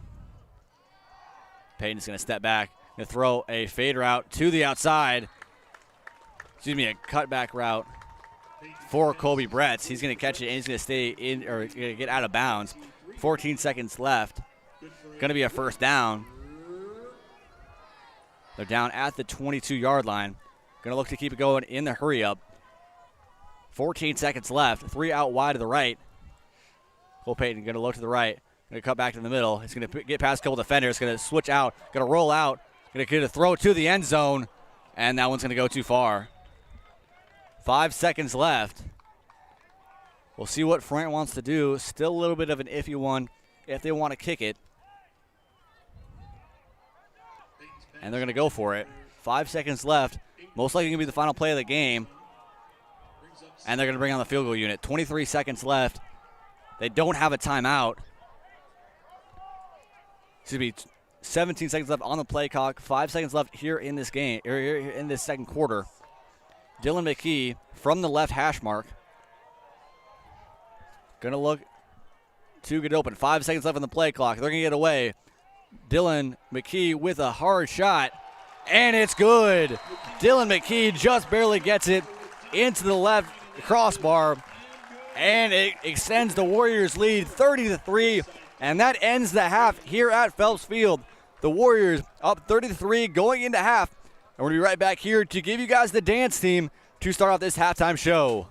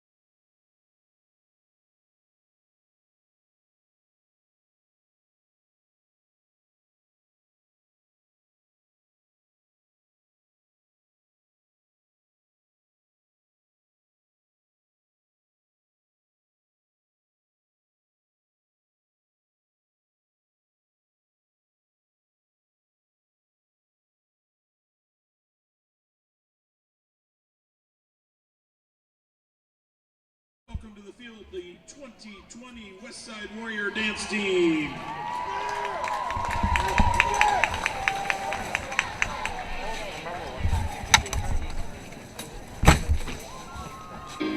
I came here with a broken heart that no one else could see. I drew a smile on my face to paper over me. The wounds heal when tears dry and cracks they don't show. So don't be so hard on yourself. There's no way to simplicity. I feel like I've been missing it. It's not what I'm supposed to be. I found this darkness on me. We all got there eventually. I never knew where I've been, but I was right. Ain't no go wrong. Been telling myself I know. Don't be so hard on yourself. Let go, give and let go. Everyone dreams, everyone holds. So don't be so hard on yourself. I'm just tired of watching on my own. Kind of afraid I'll be in my bones. Putting my heart tight in the stone. So don't be so hard on yourself. I'm just tired of watching on my own. Kind of afraid I'll be in my bones. Pulling my heart tight in the stone. So don't be so hard on yourself. What are the kids' names? What are the kids?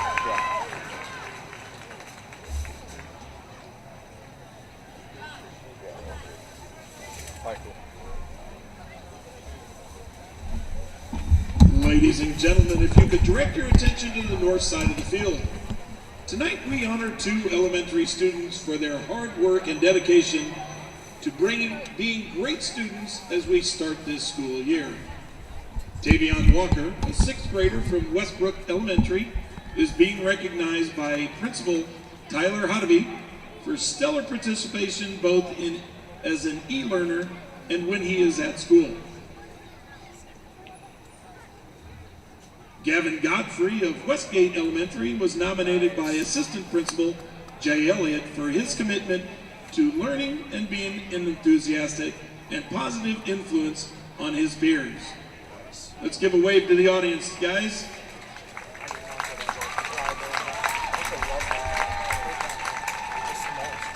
For this challenge tonight, Tavion is teamed up with Westside High School Assistant Principal Toledada, and Gavin is teamed up with Westside High School Assistant Principal Andy Wayne. Mr. Dada and Mr. Wayne will each be attempting 5 field goals. Whomever makes the most will win Westside swag for their student teammate. Good luck to the participants, and let's cheer them on, fans.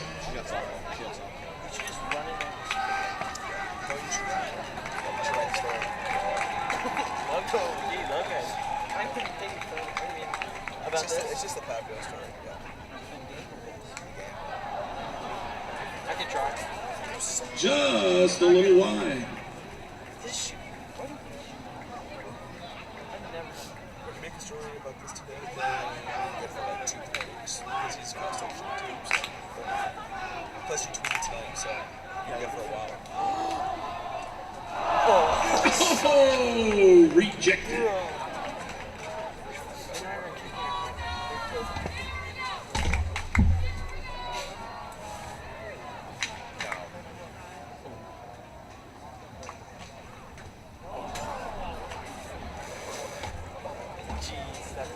Almost.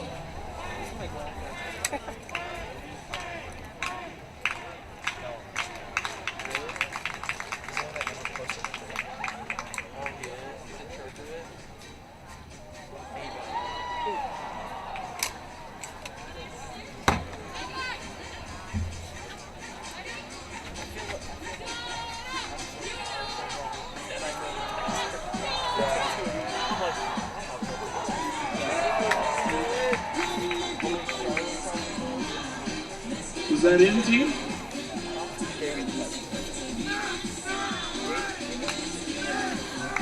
Just wide left.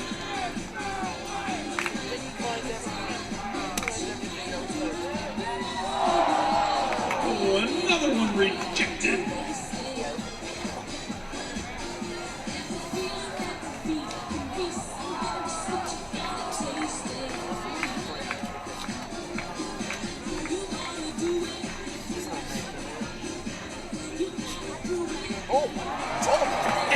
And we've got one through the uprights. That was a 25. Put it back like that. Doing the same as his kids. The kids are taking Oh, maybe not. The score is now tied.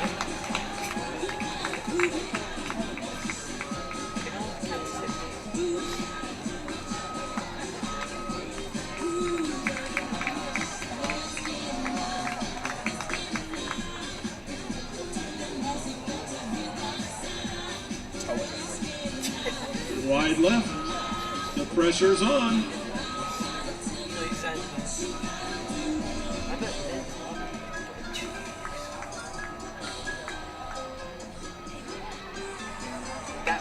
And we have a winner.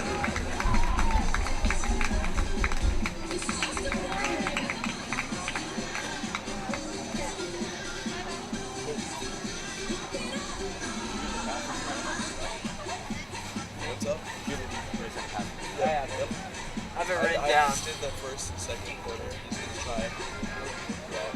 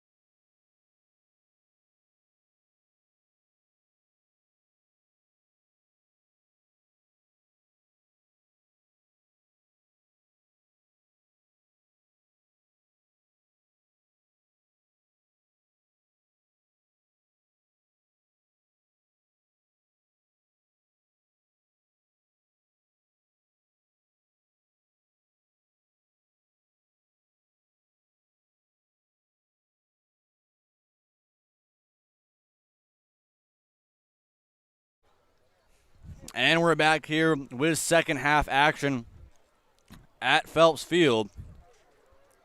The Warriors up 30-3 here in the start of the second half. Dylan McKee to kick it away. Looks like the refs are discussing something at center.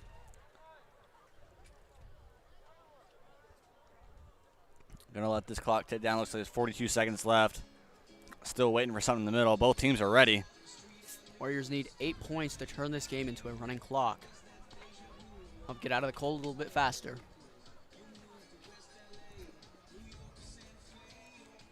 Yeah, the Warriors have been really controlling this game so far.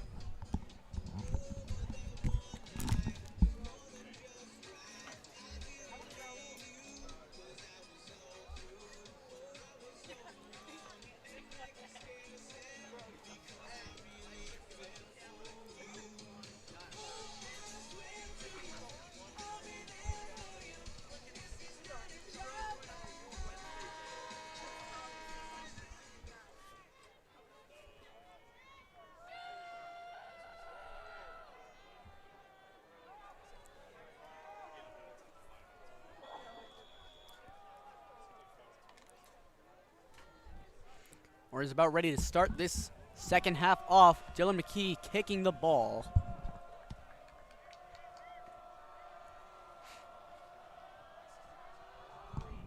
A little squib.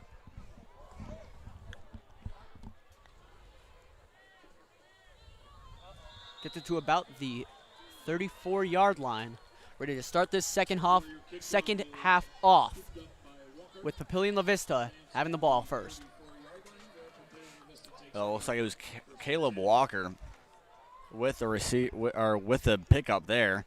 Gained about 7 yards.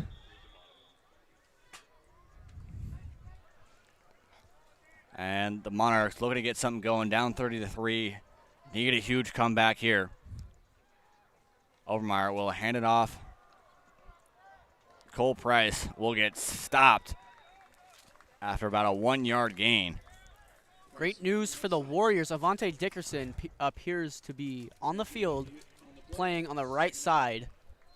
There were reports saying he rolled his ankle, so it's a breath of fresh air, and Warriors are very thankful that he wasn't hurt terribly. Yeah, it looks like he rolled his ankle a little bit going under. Surprised he's still in this game with it being such a big lead here. Hopefully if they can get a stop, that'll be done for his day. Obermeyer with not a great pass once again. A little bit of a cutback route. Zach Malone. That went through his hands. And it's 3rd and 10 with 11:17 left.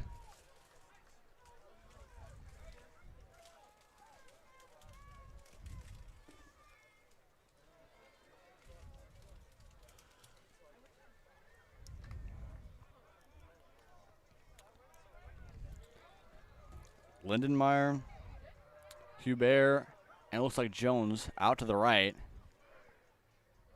Obermeyer going to step back, fake a throw, going to roll out to the right, and try to look for somebody, and just going to throw it out. Not much going there for the Monarchs, and that'll make it a 3 and out. Warriors punt team is going to come back on. Warriors defense starting the half off strong, which is very good for them. Yeah, exactly what you want to see there. 3 and out to start off. Keep the momentum on their side. It's been a really slow game. Not too many momentum swings. And the Warriors have just been in favor of this game all night. Going to be kicked away. Going to be a short kick once again. Going to get down to about the 38 there. And that's where the Warriors will start it off. Going to be 1st and 10. It appears both Cole Payton and Colby Brown will be going in.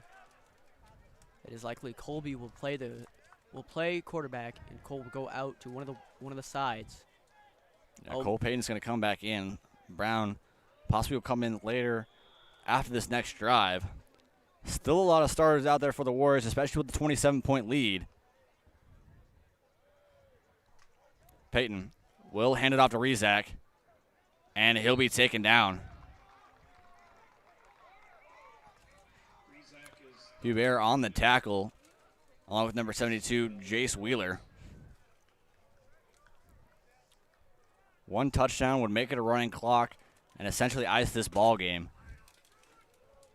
3 out wide to the right, 1 out to the left. Peyton going to step back, going to look over his left, going to look back over to the right, look over the middle to Dominic Rizak. Flag on the play.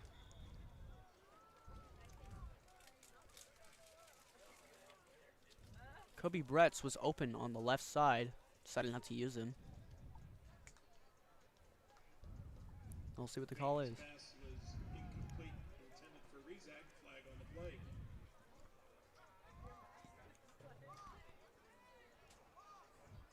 Refs have been taking some time tonight just to figure out. Looks like it's going to be a face mask. Defense number 57. 15-yard penalty from the previous spot. First down. It's good for the Warriors, not very good for Papillion-La Vista. The ball is advanced down to Yeah, just a struggling defense here tonight. 30 points led up. good for a Warrior. A big second quarter from the Warriors, 23 points. And the Monarchs have just not seen there here tonight. Rizak's going to take the ball out of the right, get past one defender, and is going to get taken down. About a 5-yard gain. But he's been taking some hard hits. Goes right, advances the ball 9 yards. Second and 1. We can easily see with a touchdown here, especially with that running clock going. Probably won't see another starter here for the rest of the night. 3 out wide to the left. Cole Payton with a screen pass over to looks like Grant Guyette. Will just fight for the first down. And they'll move it inside the 35-yard line. Going to move the chains. Takes the ball down to the 36-yard line. Good for a Warrior.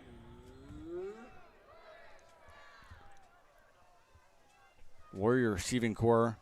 Kobe Brett's out to the right, 3 out to the left in a bunched up set. Peyton looking for another touchdown here tonight.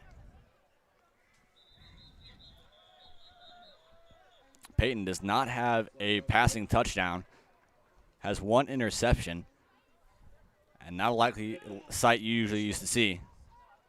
Offense number 18. 5-yard penalty. First down. Anthony White with the penalty there, and they'll move it back 5 yards. Going to be 1st and 15.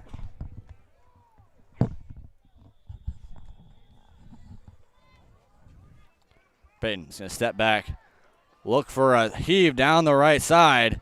That's way over Brett's head. Probably expected Bretz to go on the backside of the defender. Just went on the inside and just went right. The ball went right over him. Yeah, it looks like it was just a straight fly route to the end zone. Brett's would have had a better chance. It looks like it might have been a post.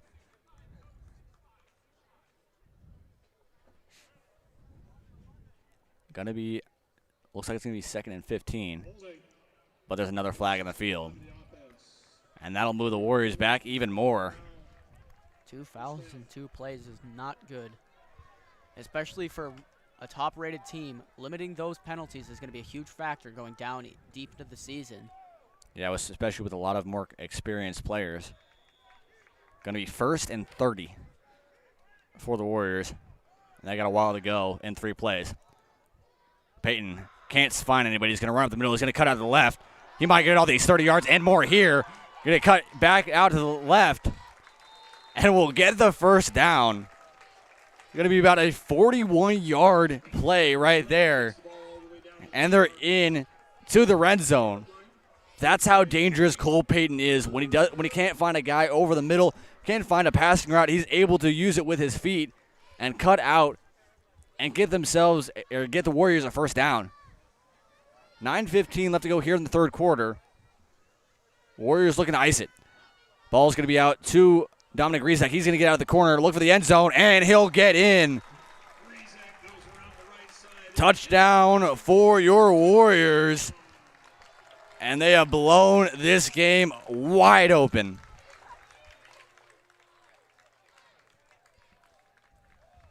Warriors making a few mistakes and then immediately correcting those in the form of a touchdown or something of the sort. Yeah, what you like to see, the rushing game. When's the last time we saw some of this? Running game was not a big factor last year. Had a lot of guys hurt. Avonte Dickerson was the main running back.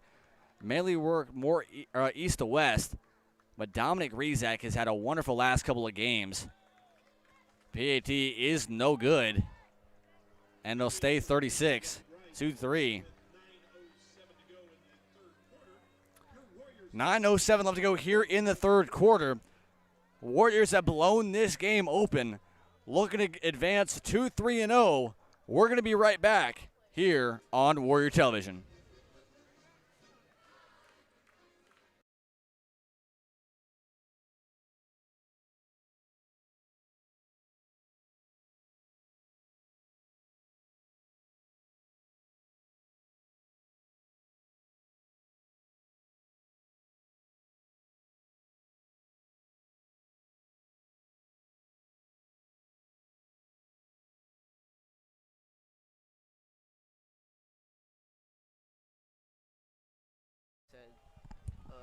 All right, before the Warriors kick it off, we're going to give you guys the Dunkin' Donuts trivia question of the game.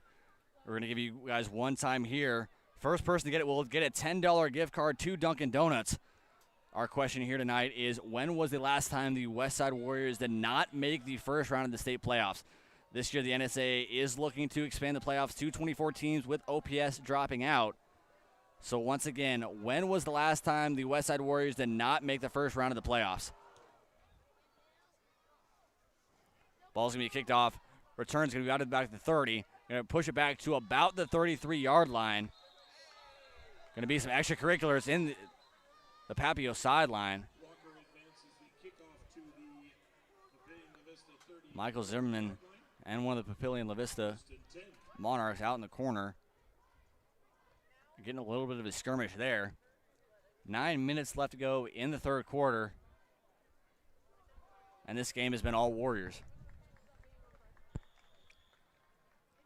On the night, Warriors with Dominic Rizak, 120 yards, averages 6 per carry, and with 2 touchdowns. Cole Payton, 82 yards for himself, averages 16.4, and a touchdown on the ground. Cole Price going to get about 2 yards there. And the Papillion-La Vista O-line has not been able to stack up. Going to be 2nd and 8. The Monarchs O-line has been no match for this strong defensive line from the Warriors. We talked about the line being somewhat of a factor last week, especially last year. Was a big question mark to start off the year, has been a question mark to start off this year. That D-line has been a force to be reckoned with. Obermeyer is going to step back and going to pass over to the sideline, and that was not even close. 8:22, going to be 3rd and 8. And the Monarchs have really not had anything going. Cole Price not been doing great running-wise, and Obermeyer has not been able to throw well. Does have 107 yards on the night. That was mainly due to the 60-yard pass up the middle to Lindenmeyer earlier in this game. Not had much sense. Obermeyer's going to step back. Going to try another throwing attempt here. He's going to try to get it past a couple of defenders. Going to roll out, and is going to get taken down. Number 10, Ben Radisha, the outside linebacker, going to rush on Seth Obermeyer with the sack. That's going to force 4th down. And the Warriors will get the ball once again. Like we just said, that D-line has been a force to be reckoned with. Radisha coming out a little bit as a spy package to start off. Dropped back into coverage a little bit. And once he saw Obermeyer going out to the left, got him down. A little bit of a shank kick again. And the Warriors will start it off at the 47-yard line, up 36-3. Papillion-La Vista punt sails out of bounds at the Warrior 48-yard line, where Westside takes over 1st and 10. We're going to give you guys another shot here. Haven't gotten any correct answer so far. Once again, you guys can put the hashtag Dunkin' Trivia with the correct answer. The first correct answer will get a $10 gift card to Dunkin' Donuts. That question again, when was the last time the Westside Warriors varsity football team did not make the first round of the state playoffs? It's been a while. First one to get it will get a $10 gift card. Rizak will put it up the middle. He'll gain about 2 yards, and he'll get it to the center half mark.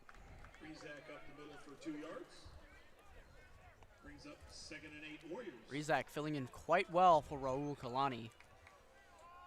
Having that powerful running back in Kalani is very dangerous, especially against a team with a weak defense like this. So being able to step in and do quite well for yourself is very good for the Warriors. Yeah, with that again, Rizak going to get out to the right. He's going to cut back up the middle, cut it back to the outer sideline. It's going to get past another defender. Going to try to get tripped up, and we'll get a first down. Rizak weaves his way down to the 40-yard line of the Monarchs, where it will be another. John Barras with the tackle. Warriors need one more score to make this game a running clock. Again, in an NSAA Class A football, once a team is up by 35, the running clock resumes on any play. That's going to be a catch out to the near sideline. Number 88, Parker Cotis with the catch. Parker's usually worked as a defensive back, and looks like there's a Monarch hurt on the near sideline. First down, we have an injured player on the field. Timeout. Gonna be an injury timeout. And Cade, I mean, this game has been a slow-paced game, and the Warriors have really just dominated on both sides of the ball. What can you say, going into Papio South next week, going to Grand Island in 2 weeks, what are you seeing from this team that they're able to possibly improve on or, keep doing in these next couple of weeks? Well, I mean, the number one thing really is limiting penalties. Warriors have had way too many for a team that is considered the best team in Nebraska. So being able to hold those penalties to very few, if at all possible, would be a very good step in the right direction. Yeah, they're gonna need to keep going here. Cole Payton is gonna be on the special teams, on the defensive side here.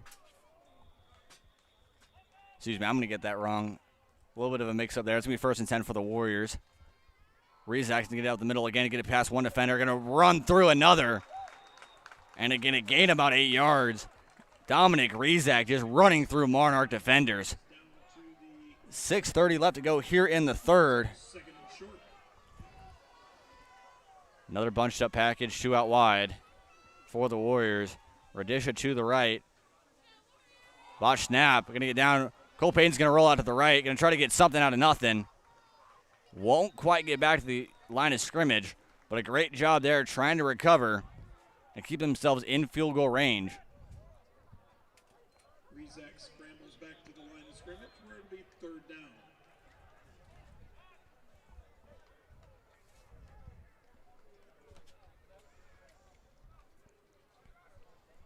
Going to be a 3rd and 2 situation for the Warriors. Looks like there's going to be a timeout. There's a whistle before the snap. We're going to go back to the previous spot, and we're going to replay 2nd down. So no mix-up there. Going to be 2nd and 2. A little bit of a mix-up play. This game's been really slow on both sides. What do you see here on a 2nd and 2, Cade, that the Warriors can do to get this running clock going? Well, I mean, there's just the obvious answer. Give it to Dominic Rizak or Cole Payton and let them run the ball. This defense has not been able to stop Dominic Rizak except for that one loss. So being able to give it to him and just accept that he's going to get a yard or two is very good. Getting the 2 would get the first down, continue the drive. It's a 20-yard line. We're going to replay 2nd down. Please put 6:06 on the play clock, on the game clock.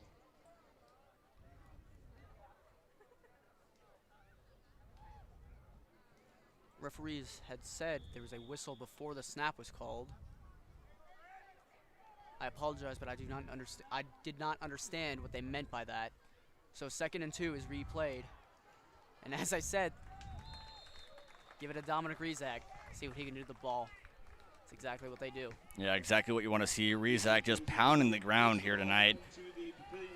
Has, so far as we count, 136 rushing yards on the night.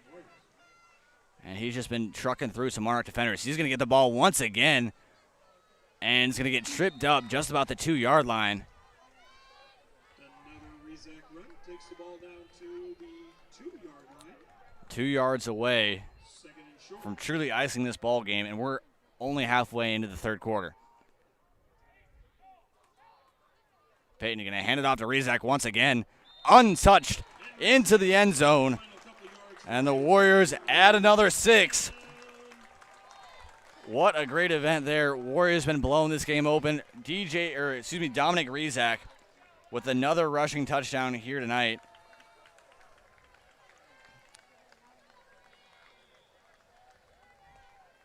Rizak. We're going to check it here. Rizak with his second touchdown of the night. And that one is no good. Another missed PAT by Dylan McKee. Had some really good opportunities earlier in this game. Has been having some trouble. The Warriors are up. Once again, Rizak with his third touchdown of the night. And it's 42-0 in favor of the Warriors. 42-3 in favor of the Warriors. We're going to be right back and give you these last quarter and a half here on Warrior Television.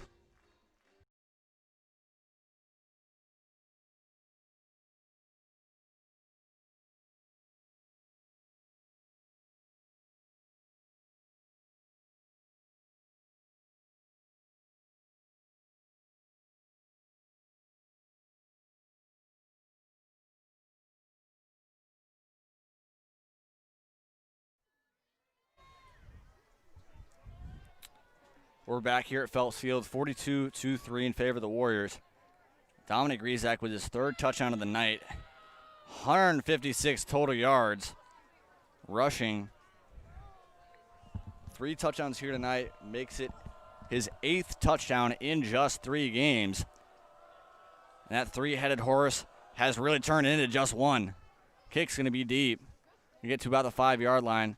Ball's going to be taken back and muffed. And they'll take it down just about the 14-yard line. Tyson Money had a jump on it. A little bit of a muff attempt there.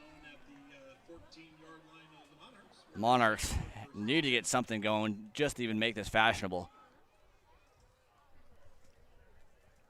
Obermeyer has had a rough day. Does have 107 yards, but over 50 of that was on one single completion. And the Monarchs didn't even score on that drive. Running clock is going. Going to hand it off to Cole Price. And maybe a yard there. Monarchs are really missing their quarterback from last year. 6'6", Kyle Ingwerson, who plays basketball for Papillion-La Vista and has decided to just play basketball for this year. A big loss, as he was quite a decent quarterback for them.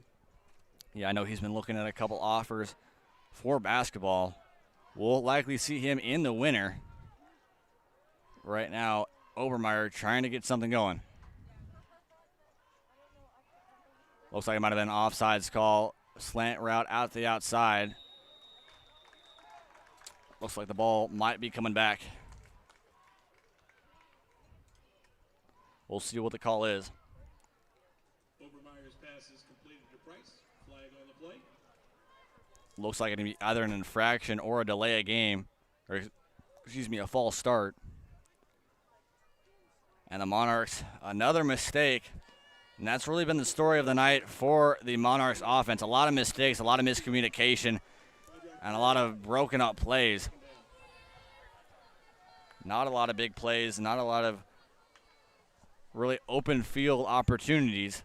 They've had a couple of big receiving yards or receiving plays, but none of them have really turned out into much. 3 out wide to the left, 1 out to the right. Obermeyer is going to look across the middle, a little sidearm throw. I think that was intended for Jacoby Hurst. That about explains Obermeyer's day. 3rd and 12. Obermeyer constantly thinking of the right play, but just not able to get the ball to his receivers. The Westside defense either hounding those receivers or he just overthrows them. Yeah, like we said earlier, the defensive line for the Warriors has really been giving a lot of trouble for these offenses so far this year. Obermeyer is going to step back once again, going to give it off to Cole Price. He's going to get past a couple yards. He's going to get tried to, not quite the first down. They'll see where they're going to give him to. He tried to push it over. And that'll be a first down. 26-yard line. First down. 3:30 left to go here in the third quarter.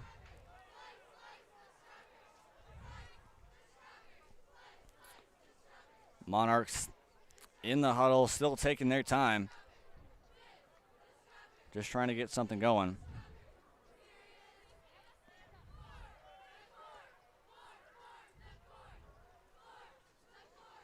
Handoff's going to be good to Caleb Walker. He's going to cut outside. Another penalty flag down. Possibly could be a holding call.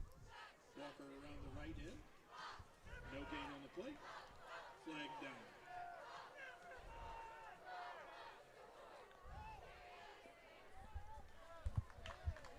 Papio tonight has been struggling on offense. Really, their cornerstone of the offense, number 10, Cole Price, just really isn't able to get it going, which is not ideal for Papillion-La Vista as they rely on their run game heavily.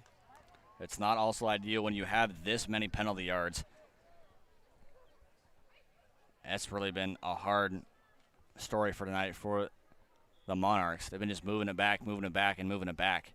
And it's 1st and 20 after that holding call. Rushing yards for the night for Papillion-La Vista, 28 yards, as well as 107 passing yards. Obermeyer going to look to step back, going to look for out to the corner, throws back. That probably should have been a pass interference. Warriors probably got a very lucky call on their side for that. Intended for Graham, falls short. Yeah, probably got away with that one. Number 49, Caden Guzman on the play there. Pushing him down a little bit before the ball. Looks like the ball might have been out of reach. That's what I saw would have been called from the refs. Going to be 2nd and 20. 2:10 left to go here in the third quarter. 42-0 in favor of the Warriors. And the Monarchs have been taking their time all night. Lindenmeyer going to move out at the right in motion. And some more miscommunication. Going to lead to another timeout.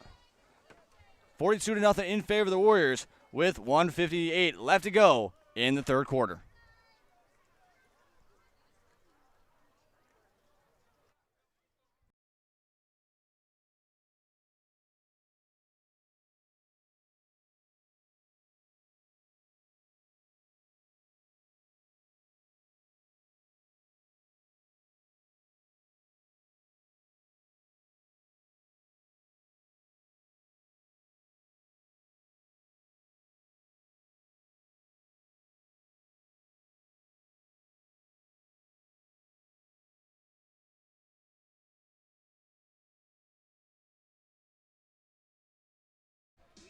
Masculine charm. Stacy's mom plays here at Phelps Field. 2nd and 20 for the Monarchs. Trying to get something going here in the third quarter. Overmeyer will look for a little jet sweep play out to the left. Money going to try to get there. Going to be another holding call. If it holds up, going to be a first down. But likely saw another holding call. Looks like it might have been Hubert. 32-yard line. Flag on the play. It's going to move back once again. Another 2nd down play.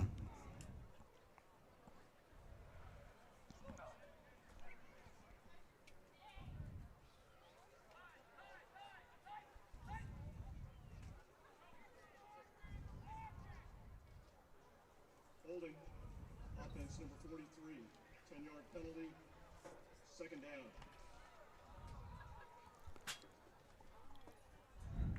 Monarchs are going to move it back once again. Looks like it might be about a 2nd and 25. They're going to call it a 3rd and 25. And the refs want to see what they want to call here. Going to be talking again once up in the middle.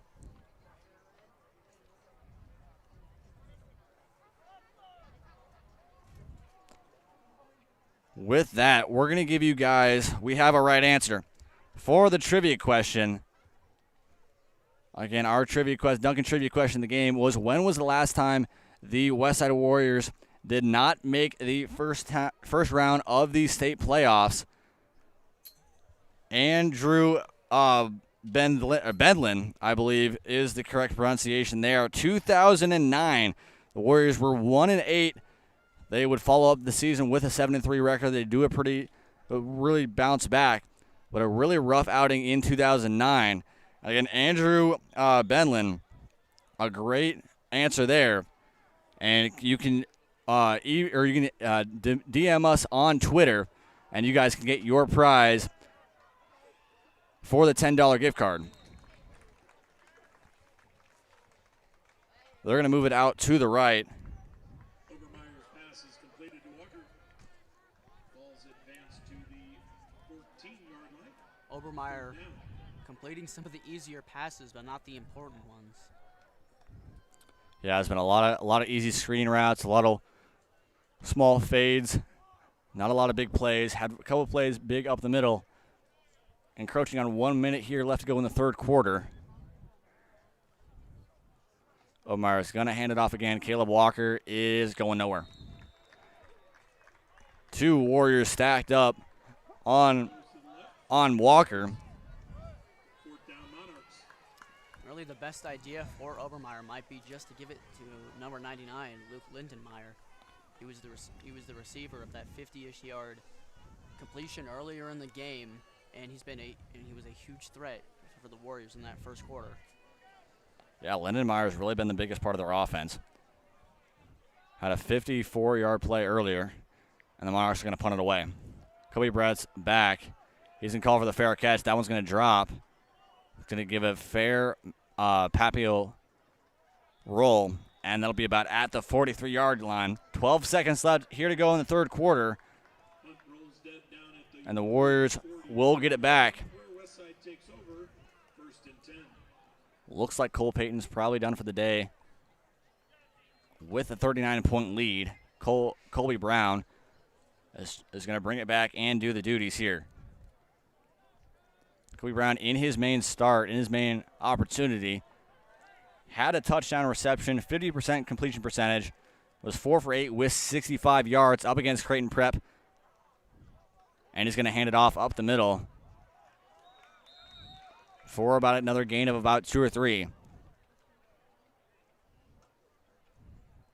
Looks like Dominic Rizak's night might be done as well. That was Kurt Kubrich up the middle, and that'll end the third quarter. 42-3 in favor of the Warriors. We're going to be right back after this to get you the final quarter, the final 12 minutes here at Phelps Field, and wrap this one up for the Warriors.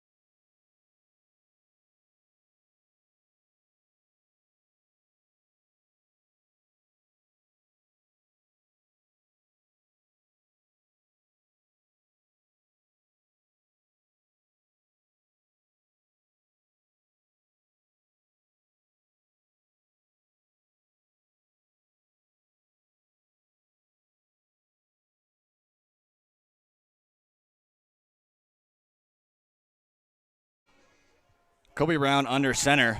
He's going to hand it off to Kubrich, and he's going to lose about 1 yard. We're in the fourth quarter, 42-0 in favor of the Warriors. And this one's been over for quite some time. Kobe Brown under center for the Warriors. Junior quarterback has been filling in a lot for Cole Payton. Cole Payton's been working a lot as a tight end, has a receiving touchdown here this year. Kobe Brown's a great pass over to the corner to Parker Codis. And that's going to be a first down. Just barely gets past the line. And the Warriors keep the chains moving. Brown's pass completed to Doppelger. Most of the starters done here tonight. We're looking for our play of the game. Most likely either going to be Avante Dickerson, Cole Payton, or Dominic Rizak. Rizak, 27 carries for 177 yards and 3 touchdowns on the night. And he's repeated what he had against Kearney.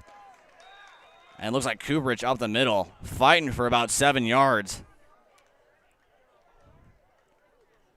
And the backups are fully in. Cooperage takes the ball up the middle. Gain of 8. Second and short, Warriors.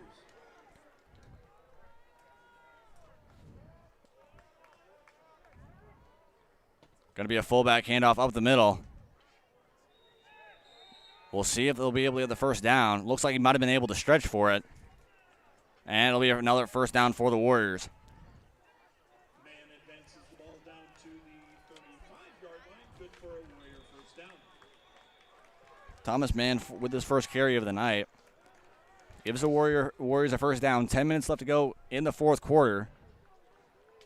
Colby Brown under center. Kubrich in the backfield. Colby going to pick it out to Kubrich. Going to try to get to the outside and break one tackle and going to work for about 7 yards. And Kay, this game has a lot resembled a little bit of what we saw in the prep game 2 weeks ago. Again, the prep game was a little bit different, especially with that rivalry type of game. But Kay, what have you seen with the Warriors just being able to be just as dominant as they have been here tonight? I mean, there's not really much to say. They've done minus really the start of the first quarter, they've done everything that they needed to. Keeping Papillion-La Vista to very few yards. It's just been really, it's been a fantastic defensive effort. Good for another Warriors first down. Yeah, if it ends here, Papillion-La Vista, 27 yards rushing here tonight, along with 107 yards passing. That is not a great effort, especially if you want to be a top 10 team. And the Warriors have just been doing what they've been doing best. Kubrich with another pitch out the outside. Going to gain with about 2. Running clock still going. 8:39 left to go in the fourth quarter. This game over a long time ago. A game not over. 3:15 left to go at Buell Stadium. 24-12. Patriots are up over the Wildcats. They do have the ball in Wildcat territory, looking to shut it out. Brown under center, going to give it up the middle once again. We'll see who is running it there. Looks like it was number 42, Tommy Connolly.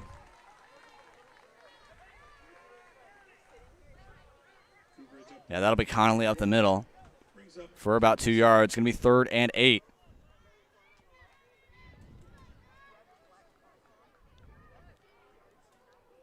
A lot of back and forth here tonight.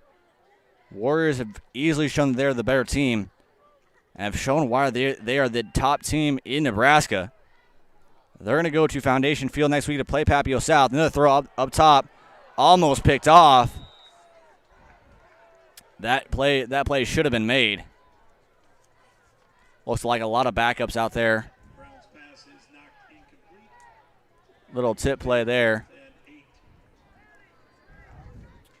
I want to get that right. 81 Cal Price, who is a freshman defensive back, we believe related to Cole.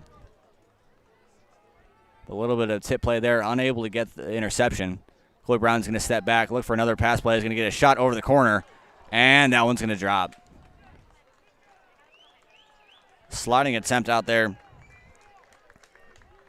by, I believe, number 80, Tyler Godinez. Falls incomplete. Warriors turn the ball over on downs.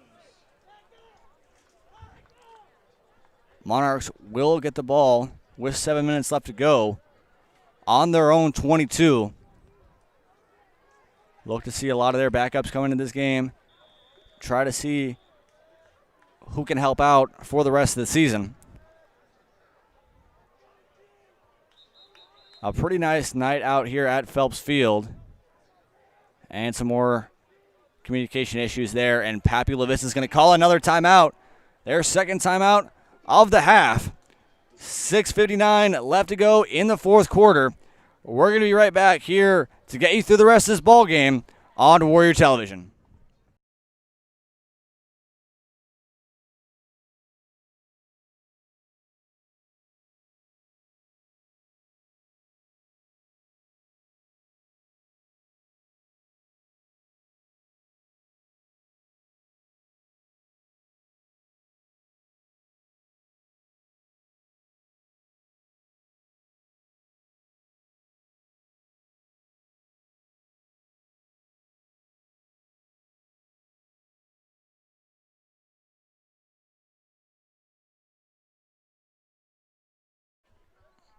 Monarchs will take it back over.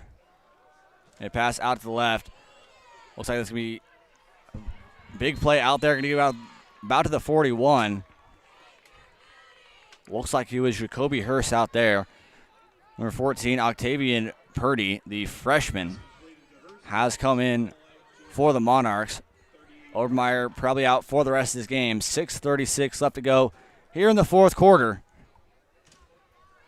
A lot of backups in for the Monarchs, trying to see who can get some more playing time for the rest of the year. Might have been a defensive substitution there. Looks like the refs didn't call it. And there'll be a pass there up the middle, number 80, Lance McMillan,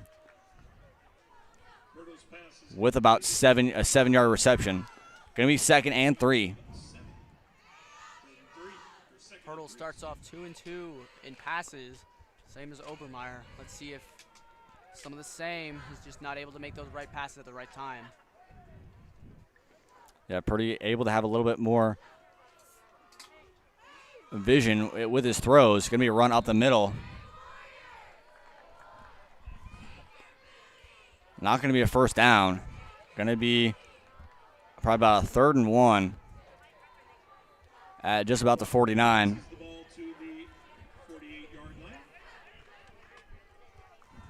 First down, Monarchs.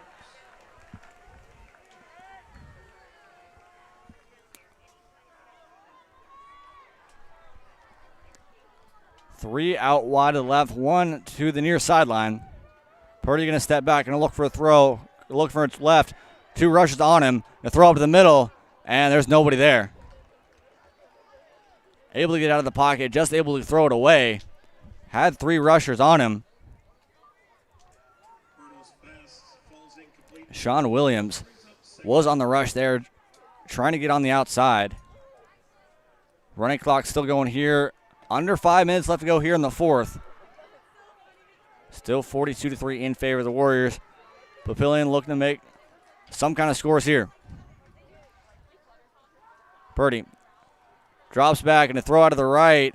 Excuse me, out of the left. That one's going to be incomplete. Great play out to the right.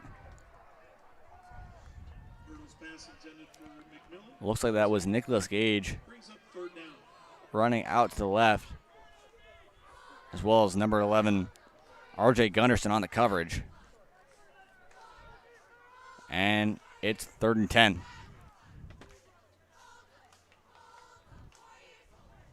Same formation for the Monarchs. Gonna drop back and get a little bit slant pass over out to the left. Excuse me, screen pass. Gonna keep going. Get past a couple yards. Ball's out. Looks like the Warriors might have it. Anthony White says they do. We'll see what the refs call it. Hurdle's pass was completed to Walker. Advanced down to the 45. There was a fumble on the play. Ball's on the ground. Monarchs will get the ball back on the fumble recovery. Scary situation there, but nonetheless, it is 4th down. Looks like ball was recovered by the Monarchs. Brings up 4th down. Caleb Walker moved out in motion, got a little bit of a screen pass, moved past some defenders. It looks like either Anthony White or Sean Williams was able to punch that ball out. Luckily, the Monarchs were able to get back on top of it, and they'll be able to punt it away.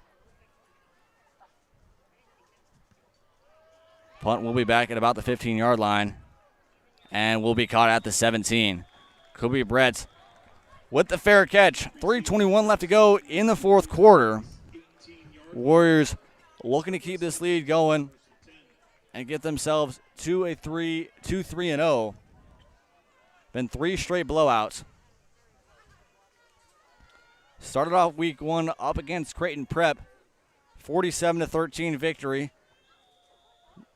Or excuse me, a 42-0 victory against Prep. 47-13 up against Kearney last week. And the starters have been able to get some rest early. Colby Brown under center, gonna hand it off to Kubrich. Gonna try to get back to the line of scrimmage, probably won't. It's probably gonna be about a 2nd and 11.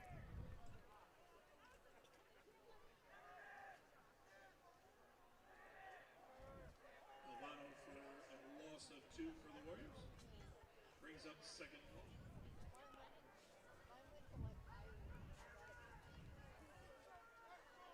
3 out wide. Warriors uncharacteristically losing a few yards. Kobe Brown under center in the I-back formation. Kubrick's going to roll out to the left. Going to get a couple yards. We're going to check that. Number 12, Tristan Alvano. Might have been a jersey swap. I'm not sure if that is Tristan. Tristan usually does the kicking duties. Around the left side, advances the ball to the Warrior 20-yard line. Third down. Yeah, Warriors looking to keep it going. 3rd and 8. 2 minutes approaching here in the 4th quarter. I want to thank you all you fans who have been able to stick this one out. Warriors have had this game in the bag for a while, but keeping going here. Kobe Brown out to the left, tipped, and that one will drop, and it'll be 4th down.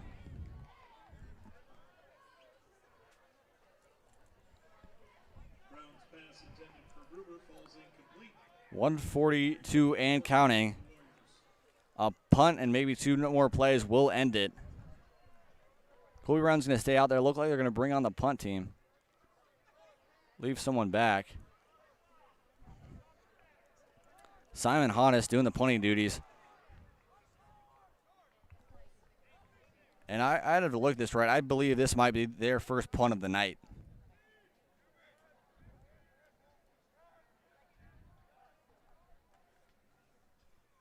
Simon Honus going to kick it away. Going to be a rolling punt. Going to keep rolling to the Warrior 45. First punt of the night. And there's 1 minute left to go here in the 4th quarter. We're going to get you with the final minute here in just a little bit. We're going to take a quick 1 minute break. And we're going to be right back here to wrap up this ball game here at Phelps Field.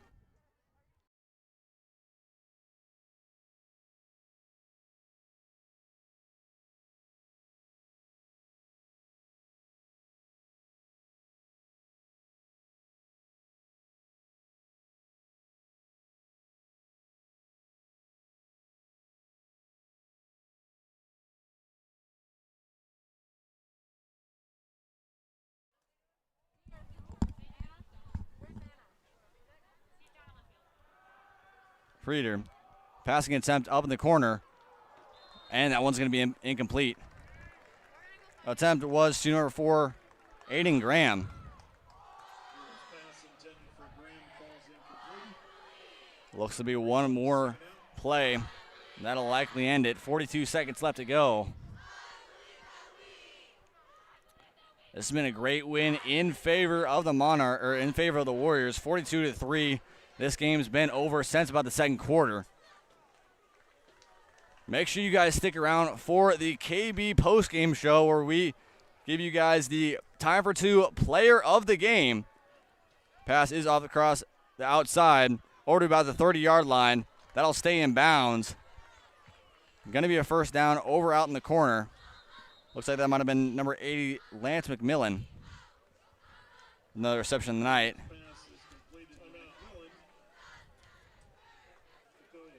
Papillion's going to call a timeout. Possibly give them the chance to put some points up on the board. It's not quite fashionable as it is. Not sure 7 points might help, but maybe to get one more play, one more opportunity to get some points on the board. Going to be 1st and 10 at the 31. But again, once you guys are done here, we're going to get you guys back to the booth for the KB postgame show. We're going to give out our time for 2 player of the game and get you guys a great interview with our player of the game with some other opportunities. A great win for the Warriors. 9 seconds away from it here. One more play. And we'll see if the Monarchs can possibly put up a Hail Mary attempt and get this game a little bit closer. Going to roll back. Play out to the right. A little bit of a push. Probably should have been a pass, or you're going to be a touchdown there. Thought the flag might have been thrown, but it's going to be a touchdown to end off this ball game. There's still 2 seconds left. Great throw, 3 seconds. Going to be put back on the clock. That's a catch out to the right. That's their first receiving touchdown. Their first touchdown of the night. The Monarchs get on the board with 2 seconds left to go. They're going to look to go for two. It's pretty poor by the Warriors defense. Even if it is the end of the game, you still got to play. That one's going to be up the middle to number 80, Lance McMillan, and they'll get the 2-point conversion. This game is no longer a 35-plus victory for the Warriors. Yeah, the running clock might be an issue. Warriors gotta catch the ball and just hold out those 2 seconds. Yeah, the Warriors will come out of here. If it stays as is, 42-11 victory for the Warriors. Only 2 seconds on the clock. Likely will only have a kick return, and that'll be it. The Warriors will, like I said earlier, will go to Foundation Field to go up against the 0-2 Papio South Titans. They were off this week. Excuse me, they're going up against Gretna. Gretna, the 10 seed this week, and it looks like it's another blowout there. Gretna up 45-14 over Papio South. And the Warriors looking to see a lot more of the same result next week at an away game at Foundation Field up against the Titans.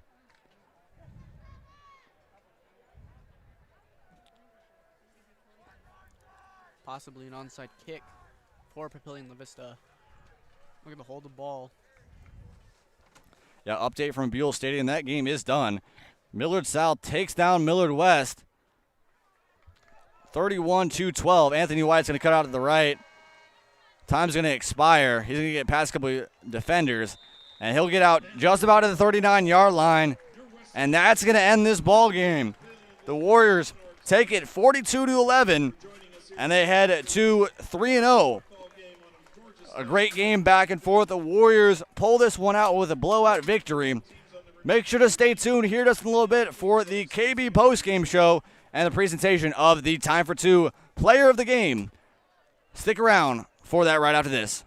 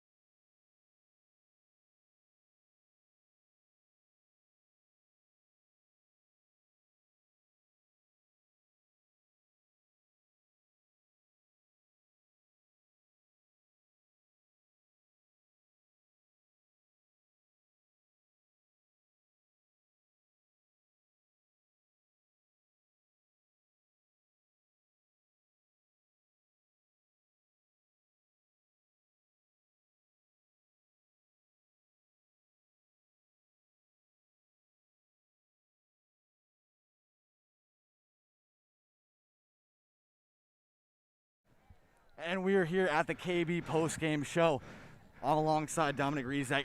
For the second week in a row, our time for two player of the game is going to be Dominic Rizak here. 2 great nights. 235 yards with 4 touchdowns last week. Another 3 touchdowns here tonight. What was it to take, to get here and get yourself to 3-0? Those big boys up front have been pounding it. The last few games we focused on practice a lot. Fire finish, for them up front. So, they've done a great job. They don't get as much credit as they deserve up front. So, the big boys up front have been moving along for us. Yeah, it's been a great win here. You guys, take down a Papio team that was, trying to get into, the top 10 these last few weeks. They're going to go against Papio South down at Foundation Field. What do you guys got to continue to do to move on to 4-0? Oh, we just got to keep focusing on ourselves, taking the opponents week by week. I think our talent has gotten us this far. We got to start clicking on cylinders, playing together. So I think we just got to focus on ourselves. All right, so you guys, got a lot of big opportunities, a lot of big teams going up later in the season. You guys go up against Miller North and then end the season with Aquinas. The run game has really been a strong factor, with you as well as Raul. What have you been really seeing these last few weeks that have helped you, I guess, break out these last few games? Cole Payton's the best quarterback in the state, so he's a threat every time he touches the ball. So, him having the ball in his hands, that opens up, every DB in the state knows what's up when he has the ball. So they're backing up and stuff, so that opens up holes for me. And, yeah. Yeah, it'll be interesting to see a great win tonight. We're going to give you guys this one. We're going to give you another ball next week for your player of the game. Here alongside me here, Dominic Rizak, the player of the game. That's going to wrap it up for here. My name is Jaden Taylor. Alongside me, everybody here at the Westside live stream team crew, Tanner Dyer, Caden Martin, Tally Pease, Trinity Johnson, Kaylee Jones-Cyber, as well as Cassidy Freeze. We hope all you Westside fans have had a great night watching here at Phelps Field. And we're going to say salute to all you guys here tonight.